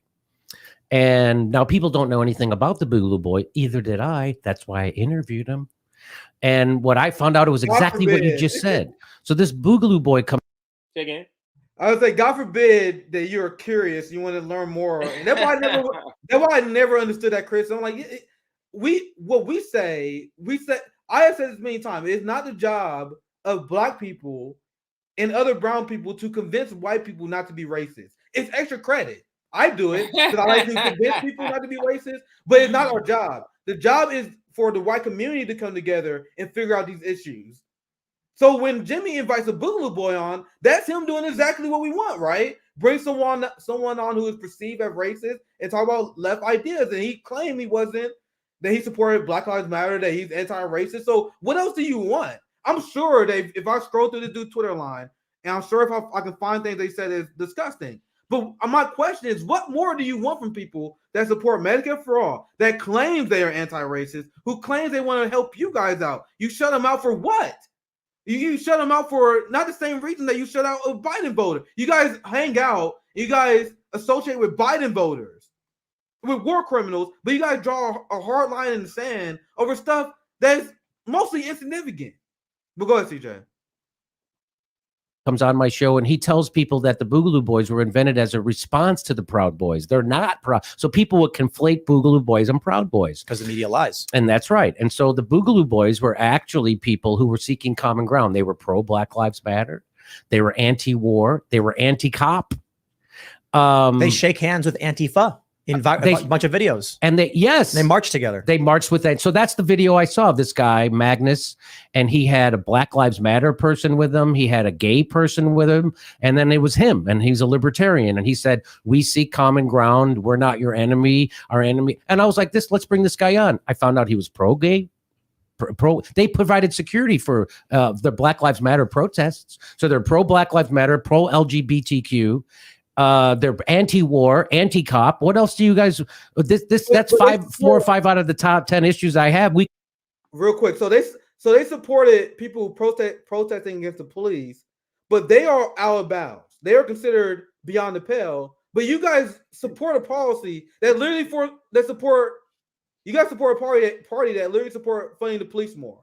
You guys justify voting for Jim Crow Joe, who waged war against the Black community. But you guys want to excommunicate people who claim, whether you want to say that's true or not, who claim they support Black Lives Matter? And I am only asking for the consistency here. Like, if you want the people that don't associate with liberals because of Biden, okay. You don't associate with people you consider right-wing, okay. But people who associate with a liberal, these horrific warmongering people who hate the poor, you will be okay with those people, but you want workers to not associate with each other. That doesn't make any sense to me. But go ahead. Yeah, absolutely. We can agree on, we could work on. They demonize me. Like, you can't do that. That guy's this, he's that. And I'm like, so I literally had a guy come on after I interviewed him from the World Socialist website. And he's supposed to be a union organizer. His name is Jerry something. And I can't remember his last name. And you never heard of it anyway, because this guy's never accomplished a goddamn thing in his life. And he came on and he started to rip me for interviewing that guy. And I go, Jerry, what's your message to that guy? This guy's being affected by the economic crushing from COVID, just like everybody else. What's your message? Don't you have a message to recruit him? Because if you don't have a message, the Nazis are going to have a message. We got to have a message. And he goes, I don't have a message for that guy. And I'm like, well, that's why nobody ever heard of you. And that's why you've never accomplished anything. But that's such the strategy. And you kind of were alluding to that when you said you don't even want to reach out. What is your message to a young racist? Nothing? Then he's going to be an old racist. Like, what is your message to them? Go ahead, Nate. And remember how I called out the cowardly left people that say, I will never talk. I dissociate with my racist family members. Like, you guys are cowards. You don't help our movement. I had a good friend I talked about many times who had a lot of racist family members. He didn't cut them off, but he won them over because he's a communist. He's a strong anti-cop, anti-militaristic guy who lives in the Midwest who had a lot of racist family members. Instead of cutting them off, he won them over slowly over a long period of time. So what these white people, these white liberals, what they want to do is pretend they're anti-racist without ever engaging their own community, their own racist family members, their own people in their community to convince them that they are wrong. They want to do nothing but virtue signaling and then put Black Lives Matter in their profile and feel like they've done something. You guys are doing nothing from our community. I wonder if that's a white American culture thing. Like, it's a no-no to talk to somebody about whether they're racist. I wonder if that's I've never heard it, but I'm trying to think of a reason, you know, why would that not have been the strategy all along? It feels like there could be some kind of sub-white culture, maybe norm, that prevents them to talk about that, because it seems like hush hush. And when I recall back, there's a Seinfeld episode where Elaine thinks she might be dating a guy who's half Black, and then they start talking about it, and it's all white. They're all white, and then they say, "Should we be talking about this?" And then they stop talking about this. It was as a joke, but I wonder if that's a sort of a white subculture thing. Whether it is or not, that can't be the strategy. It has to change, whether it is or not.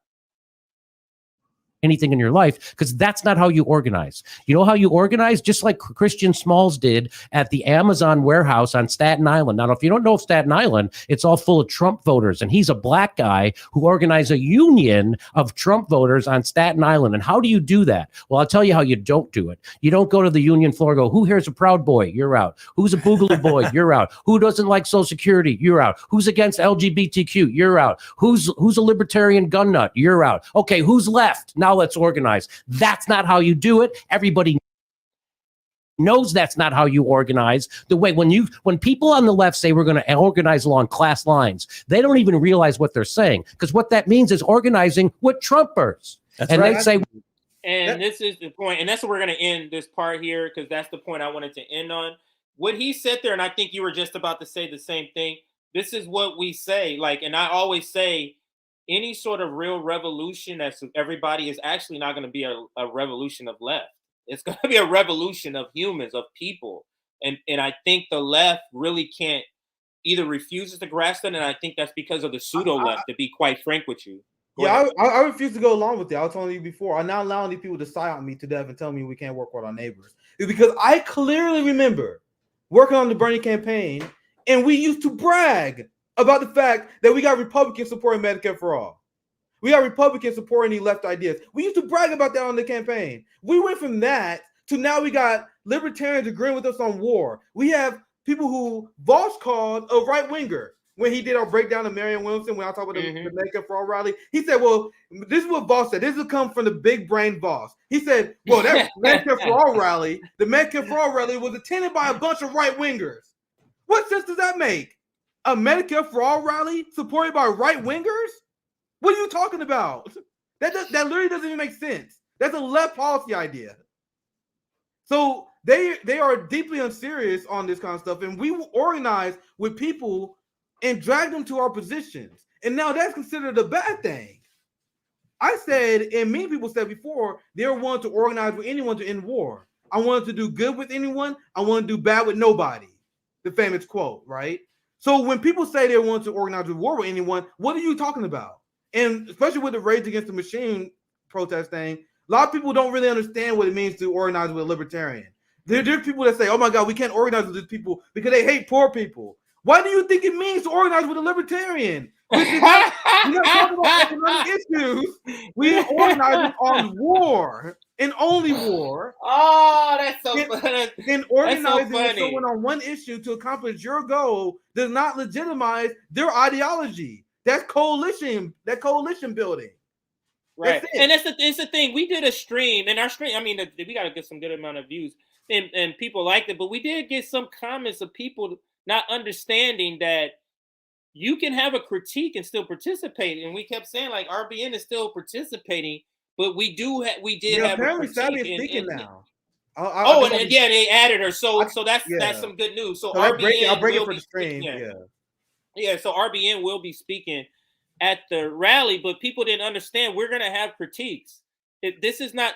I can't remember what it was called, but this is what Marxists do. I forget when Lenin did this, where you just meet and you talk about differences and you try to hash them out. People are want to be so intellectually lazy, and it's sometimes it's discouraging for me. But anyway, we can move on to the next story. Yeah, Nick, I have a funny one that we can do. This is the balloon story. You want to do any announcement you have before I pull this up real quick? No. Let me. Do you have another story, CJ? Actually, CJ, do you have another story? I'm gonna do one story, but do we have any super chats? Let's see. We have a few super chats that came in. I think we have I think the rest of our story are all quick because I just want to play the Nikki Haley announcement. Yeah, you do the next story. I did two, so you did two. I did two before you did two. Yeah, and then we can get back to you. We got plenty of time. We're actually moving pretty quickly. Yeah, I actually got to go to the 2 hour mark because I don't want to hold down this. Yeah, my roommate's right here, so I don't like holding down the house too long. So I'm gonna leave on the 2 hour mark. So I think we got time for that's plenty of time. We're not going to be talking about this next story too long, but we're at 700. We got up to 720 people watching. Let's see if we can get to 600 likes. That's just 100 more. 100 more people hit that like button. We're going to play the Nikki Haley announcement, and I hear there's a lot of criticism about it, and we're going to discuss. what that criticism is. Oh, I got a story. I'm gonna introduce at the end of this as well because I never got a chance to do the Trump versus the neocon story. I think it fits pretty well with it because I want you guys to understand that's why Nikki Haley and Mike Pompeo is running. They need a Republican answer. Mike Pompeo is running. And CJ, I don't know if you know this, but they need a Republican answer to Trump's rhetoric on Ukraine. Whether you guys believe it or not, because I'm gonna be honest, I don't have anything to really back this up, but something tells me I don't really believe Trump on this. And I will be 100% real. I don't have any evidence for that. But to me, I see him he folded to Mike Pompeo, John Bolton. I believe he's saying this to attack Biden. I believe if Trump is there, he's gonna fold under pressure. That is the gut feeling I have. So, but his position is that he's critiquing the Ukraine war funding. So they need Nikki Haley. They need Mike Pompeo. They're going to have Ron DeSantis as well to give a neocon oppositional take toward Trump. And you're going to see here, I think I saw this part of Nikki Haley where she kind of gestured towards it. And I'll explain afterwards after we go through the video. But go ahead, CJ. Absolutely. Here is a video, Nikki Haley. This is from her own Twitter page. The railroad tracks divided the town by race. I was the proud daughter of Indian immigrants. Not black, not white. I was different. But my mom would always say, your job is not to focus on the differences, but the similarities. And my parents reminded me and my siblings every day how blessed we were to live in America. Some look at our past as evidence that America's founding principles are bad. Let's just say, what are America's founding principles, Nick? Is it not stealing indigenous land? Is it not enslavement of African people? So, I mean, I would say if people have that critique of the United States, I would say it's founding. That's why they got that's why they're attacking critical race theory and they got to ban books, which is not a culture war, by the way. Like when you ban books, that's textbook fascism. So people like Nikki Haley, they promote Western exceptionalism and they hate people who push quote unquote critical race theory because they exposes the crimes of the U.S. empire that they are trying to pretend is the greatest thing ever. Oh my God, you're promoting wokeness to our kids by telling them how your ancestors genocided indigenous people, by telling them what they did under the black codes, the people they lynched, that apparently critical race theory. It's not about actually being intellectually consistent. It's all about propagandizing the youth the same way that I will acknowledge that liberals do, like Tim Pool's do. They propagandize the youth the same way the Republicans want to propagandize the youth into thinking that America is this awesome state that it's not. But go ahead, CJ.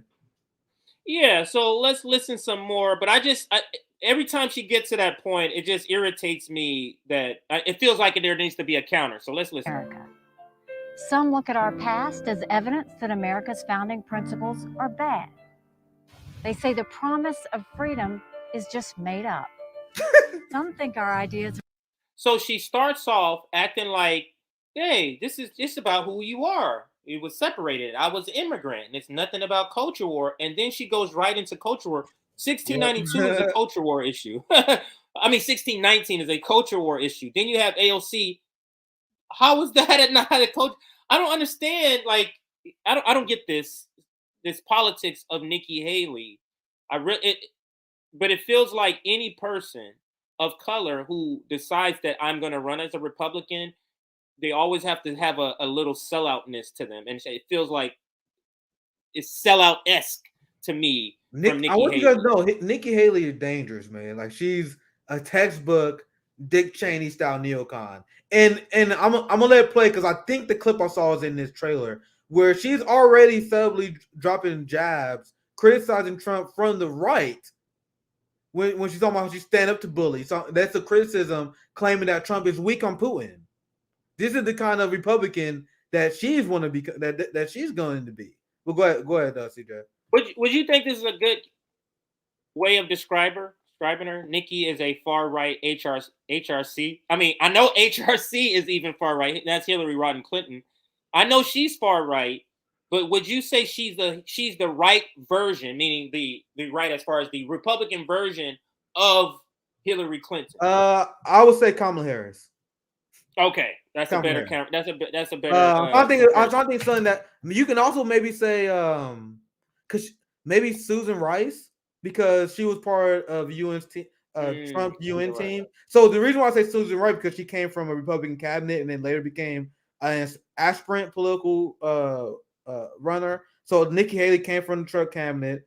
What did she like, governor? I don't know Nikki Haley like that, but the point she is, was I think governor of South Carolina. I would say Kamala Harris or Susan Rice. Those are the two people I see her as, like the new version of that. Remember, Susan Rice was like the person of color, Republican person, and now Nikki Haley is apparently like the.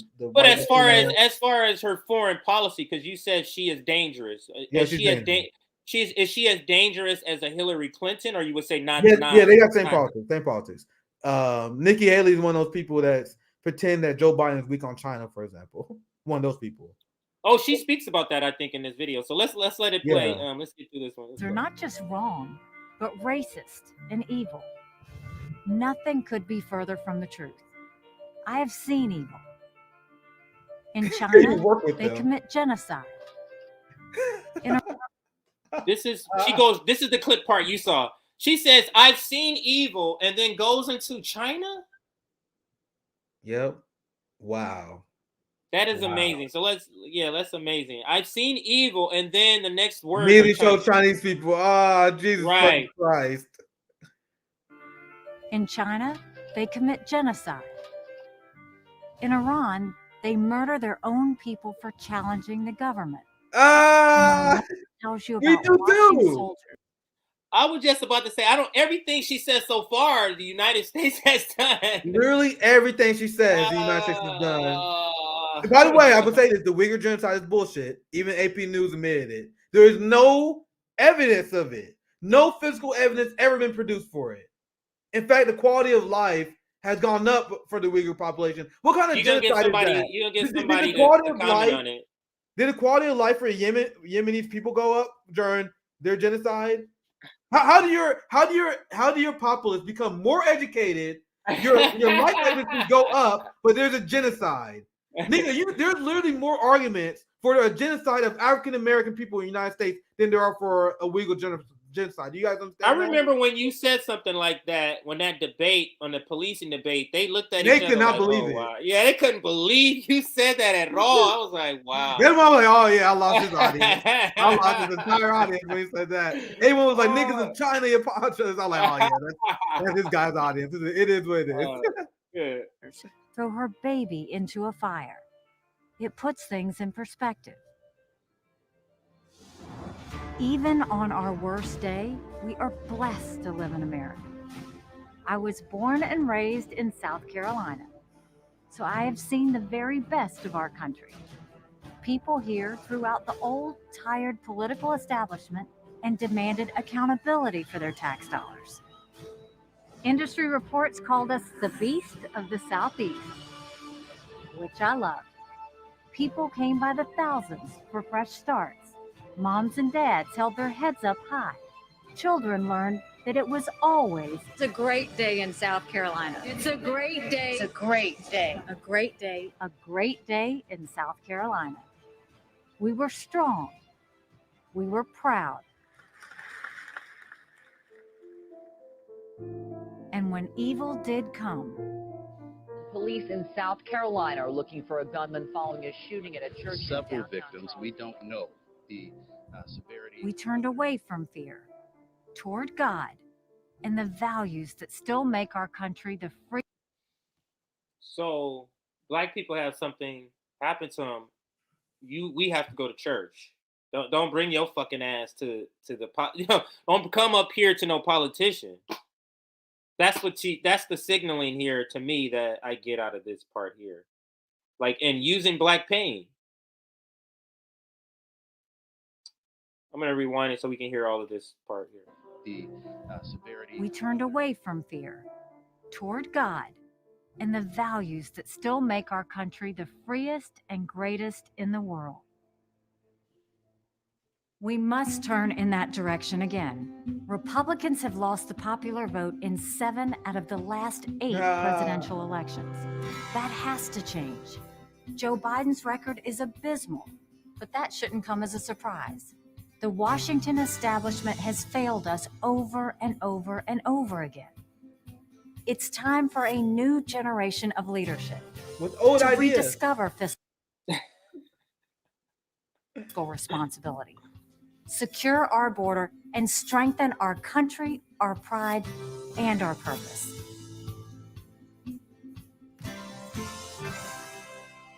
So Some people look at America.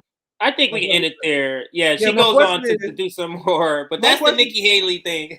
Go ahead. My general question to her or any Republicans, you guys say Biden is steering this country off a cliff, which I don't disagree with. But where do you guys disagree with on policy? This is what they keep like Biden's funding the police more. He's funding ICE and DHS more. He's funding Israel more. Nikki Haley is not even among the people on the right that's critical of his Ukraine policy. So you agree with him on Ukraine. You agree with him on funding Taiwan, weapons to Taiwan. Where are the giant disagreements? You guys don't believe in single payer health care? These differences are completely manufactured. This is the reason why culture war is so important to the ruling class, because there is no difference anywhere else. So they have to create a difference, and they create a difference by saying trans this, LGBTQ this, defund the police that, black BLM, wokeism, all of these other things that creates a division that and makes that important, and then they prioritize that as more important than economics. Yeah, and I think this is a good way to get to my next segment. This is my last segment of the day. Because speaking about what they agree with escalating with China. And I've been watching a lot of and doing a lot of propaganda watching regarding China. And it's probably one of the worst I've seen between that and Ukraine. You have the balloon incident that's continuing to reach comical levels of stupidity. China that has satellites. Apparently, they say China's spying on us using TikTok. They got satellite technology, but they want to float a balloon. They float a balloon across the Pacific Ocean through Canada for whatever fucking reason, through Montana, through Missouri. So apparently the hood should be worried. They probably been watching me. I almost got myself, but they watching us have fun apparently through their balloons, and they want us to be afraid of this. And now the next escalatory propaganda campaign that they are waging now is saying that this has been a problem for quite some time. Now, I actually saw a segment on MSNBC. I didn't share it on here, but they were saying, you guys know that Donald Trump actually had Chinese spy balloon in their country too. And Mika and Joe Scarborough, they was like, yeah, Trump is actually weak on China. They're like, oh, and then Mika was like, oh, Trump is so weak. You guys know how many balloons you saw it too? You know how many balloons flew under Trump? So the liberal position on this is that, hey, Biden's not really weak on balloons. It's the Republicans that are weak on the balloon. Everyone lost their goddamn mind. And then to show you how ridiculous this has become, I'm going to show you this headline here. You have, if you look at the title here, this title is meant to scare shitlibs and conservatives, right? New hotspot revealed for China's army of spy balloons. You guys see how the extra language they got to add? Apparently, see, they got an army of balloons. Not even just one balloon. They got to make it sound even more scary. They got an army of them.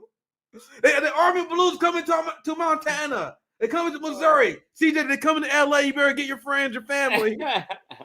The two big. Oh, I always do that. Go ahead. The two main words in this is army and spy. That's what they're trying to draw out in this propaganda headline, and also in the story is army and spy, because they had to take the Chinese spy balloon up a notch because it's already up here.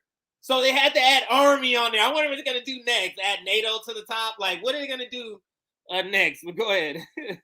So when you see this headline, your first thoughts is, if you don't read the article, like most Americans don't, like most liberals don't, right? They need to justify China as evil. You think, oh my God, China unleashing spy balloons in new areas? Where? So I clicked this. I'm like, bro, what the fuck are you talking about? Oh, Jesus Christ! I think they might like me out here. I hope I screenshotted it. Damn. But I think they I might try to explain it. Damn, hold up. If you send me the link, because I'm not locked out. Maybe I can pull it up on mine. Yeah, just send me the link in the private chat.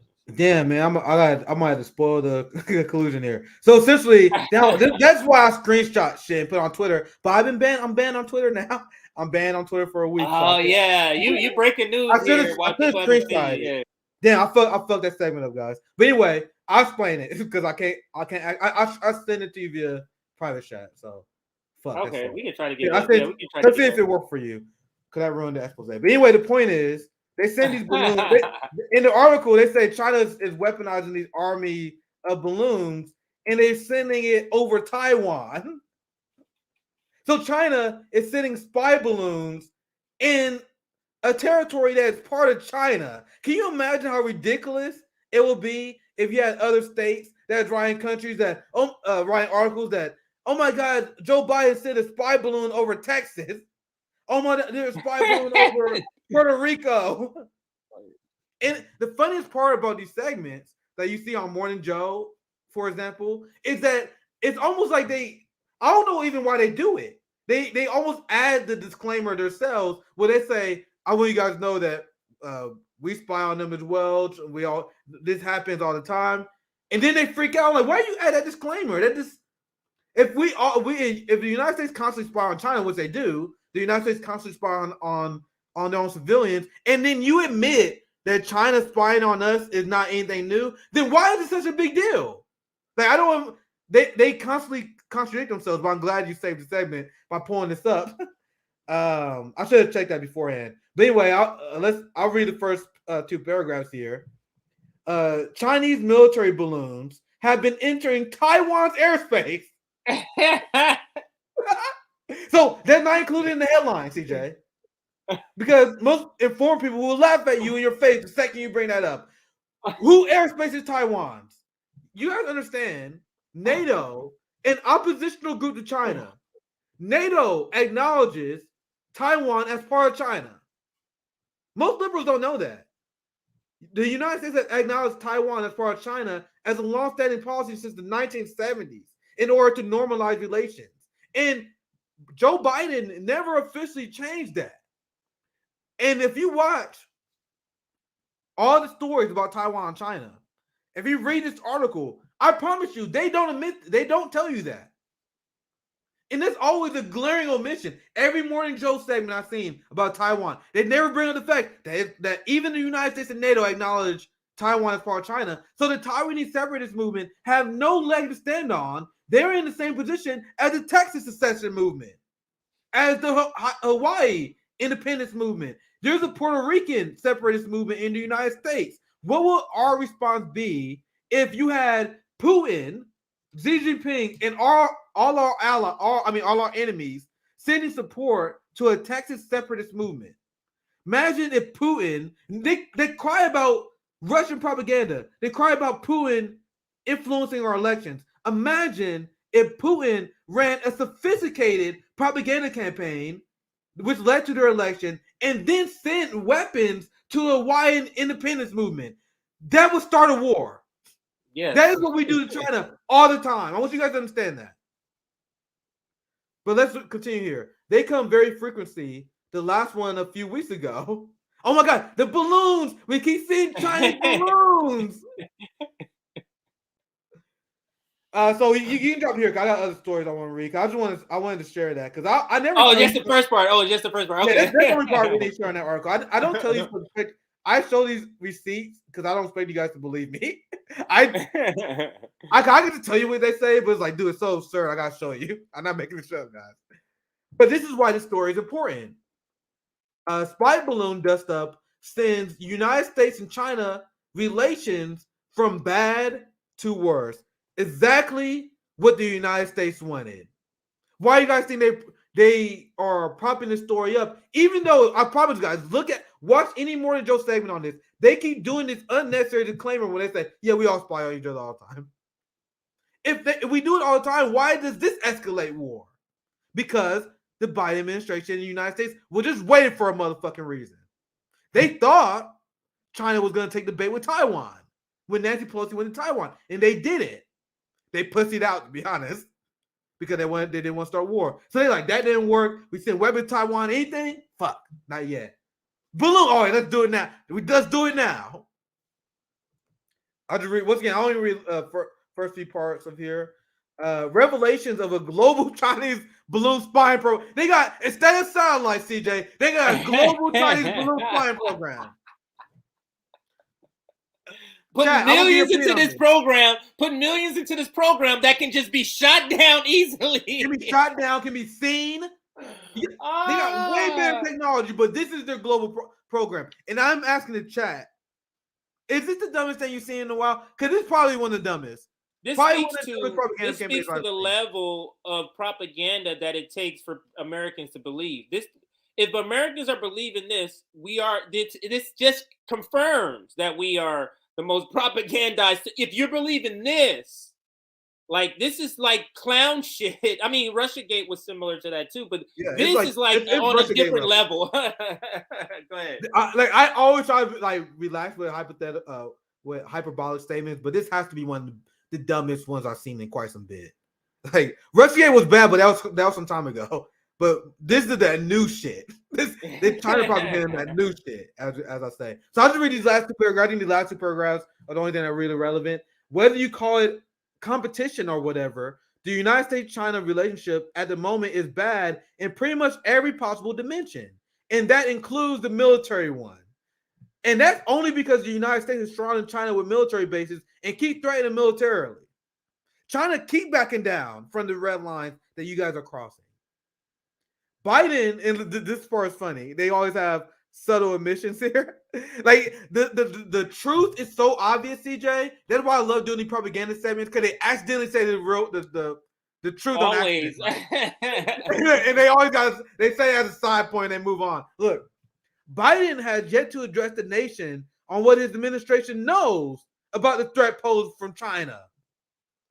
So what they're saying is the Biden administration can't explain to you why they view China as a threat, why China is a threat to your life. They just keep saying, China's a threat, China's a threat. Hey, guys, believe me, China's a threat, China's a threat. And me and CJ on the RBN, we're like, how China's a threat to our hood? Yeah. Nothing. And that's what they're saying here in this sentence. I'll read it again. Biden has yet to address the nation on what his administration knows about the threat posed by China. The U.S. officials have dismissed questions over whether the president will speak with Xi. Their last conversation was in the summit in November. Last paragraph for Washington, the most immediate threat is Beijing's tactic support for Russia's aggression. What does that mean? So essentially, anyone who do not take our unhinged side on the Russian-Ukraine conflict, we will use that as an excuse to say you're being aggressive towards us. Unbelievable. So they're saying, so whenever Biden is asked why China's threat, they don't support our war in Ukraine. That's it. And then they also bring up the threat to Taiwan. So China is a threat to the United States because of the threat to Taiwan? How does anyone read this and think that makes sense? So in Russia, are Russian people threatened by the fact that we don't give Hawaii independence?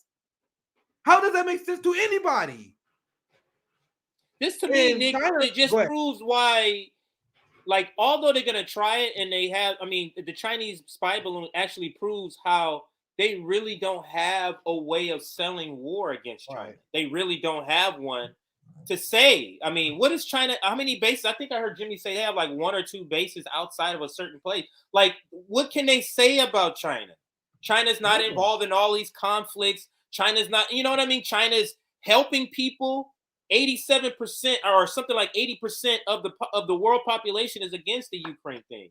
Is against NATO. And you see all the NATO protests in Europe. Like, I just wish America just could start doing stuff like what you see in Europe, the protests that you're seeing over little things, like with Savvy cover what happened in Denmark. They were just going to take away a holiday so that they can fund NATO about $400 million, and 50,000 people was out in the streets saying, "Oh no, you ain't doing this shit." I just wish that can spark here.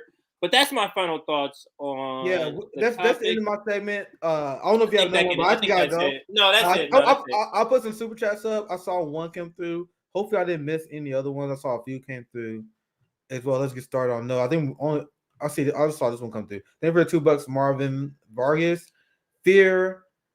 The United States needs balloon systems, money for war complex. Thank you for that. We got so many comments. Hopefully, I didn't miss any other ones. I won't have any other ones starred. But make sure you guys like, share, subscribe if you guys enjoy the stream. Tomorrow, I'll probably take tomorrow off. Sabby, I think she's off as well. Traveling. Sabby, She's traveling. Yeah, Sabby Sabby's off, and there's no JB and Sabby show today because Sabby, the new breaking news. Big shout out and much love and admiration to Comrade Misty, who I always say in our show, Nick and Misty show, I always say that she's an honorary member of RBN, and you guys see why, because apparently Misty played a big reason why Sabby ended up speaking at this event. I didn't. So Misty was the one that kind of helped push it along. Yeah, so you guys, Misty's the real one, man. So Misty got Sabby, I think, a few minutes to speak. So Sabby will be speaking at the Rage Against the Machine rally, which is great. So make sure. So that's what we have coming to RBN. So there's no Sabby and JB show. Tomorrow I may take off. I'll play by ear with you, CJ, but I got a lot going on. So a lot of stuff going on in RBN. We got clips. Hope you guys enjoy. I'll pass you. Yeah, we'll get some clips. Yeah, you can dip out if you need to, sir. I'll close it. Let's see. I'm gonna kind of do the same thing I did yesterday, and that is just kind of look at Twitter and see if there's anything breaking that I should kind of just break to everybody right now. Yesterday, it was the Marjorie Taylor Greene calling out AOC. So let's look and see if there's anything we should be talking about before we end the stream. Actually, let me show you. So this is Rome. Rome posted this now. Let's make the library pretty. We ran into a couple of more problems. There's concrete behind the paneling. He's just talking about some of the work. And this is some of the work. So this is the location where he's building the library. He's the one that's doing all the work in there.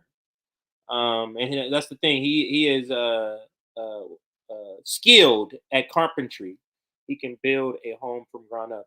But anyway, he just going through some of the damage that he's going to be repairing and showing people the library location. So make sure you support Rome and RBN and the work that we are trying to get accomplished here. I don't see much as in breaking. So I'm going to assume there isn't much going on. I'll check Nick's Twitter page just to make sure, because that's where I found the Marjorie Taylor video yesterday. And maybe there isn't anything because Nick is visiting with family. So it doesn't look like there's anything. So I think we're going to end it here. If you are here, you're brand new and you haven't got onto our Substack yet, make sure you join our Substack. Substack is if you need notifications when we go live or when we have clips posted, or if you want access to our Discord, because that's the free way to get access to our Discord is being a member or joining our Substack. So you get clips, you get live streams, you get Discord, and there was one other thing. Oh, we're going to begin to write op-eds on there. The target is by the end of the year, so that'll be something that you want to get on also. And the next thing is like the video on your way out. We hit 31,000 subscribers, I think overnight. So thank you to all of those people who did subscribe. And this will be the outro we're going to do. Where is the outro video I have? Don't you look at these graphics Aaron has been making. Pretty nice graphics. So shout out to Aaron for all the great graphics. That one was made by a different designer. So, but that's my old straight out of politics. But all of these graphics, great graphics made. This is another classic one made by our editor Aaron. So let's end with a historical video. I think we're going to go with Malcolm X.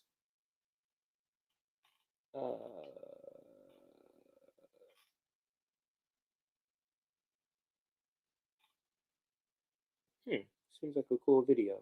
So let's listen to this. Let's watch this. Posted by Chuck Modi, friend of the show. I'll throw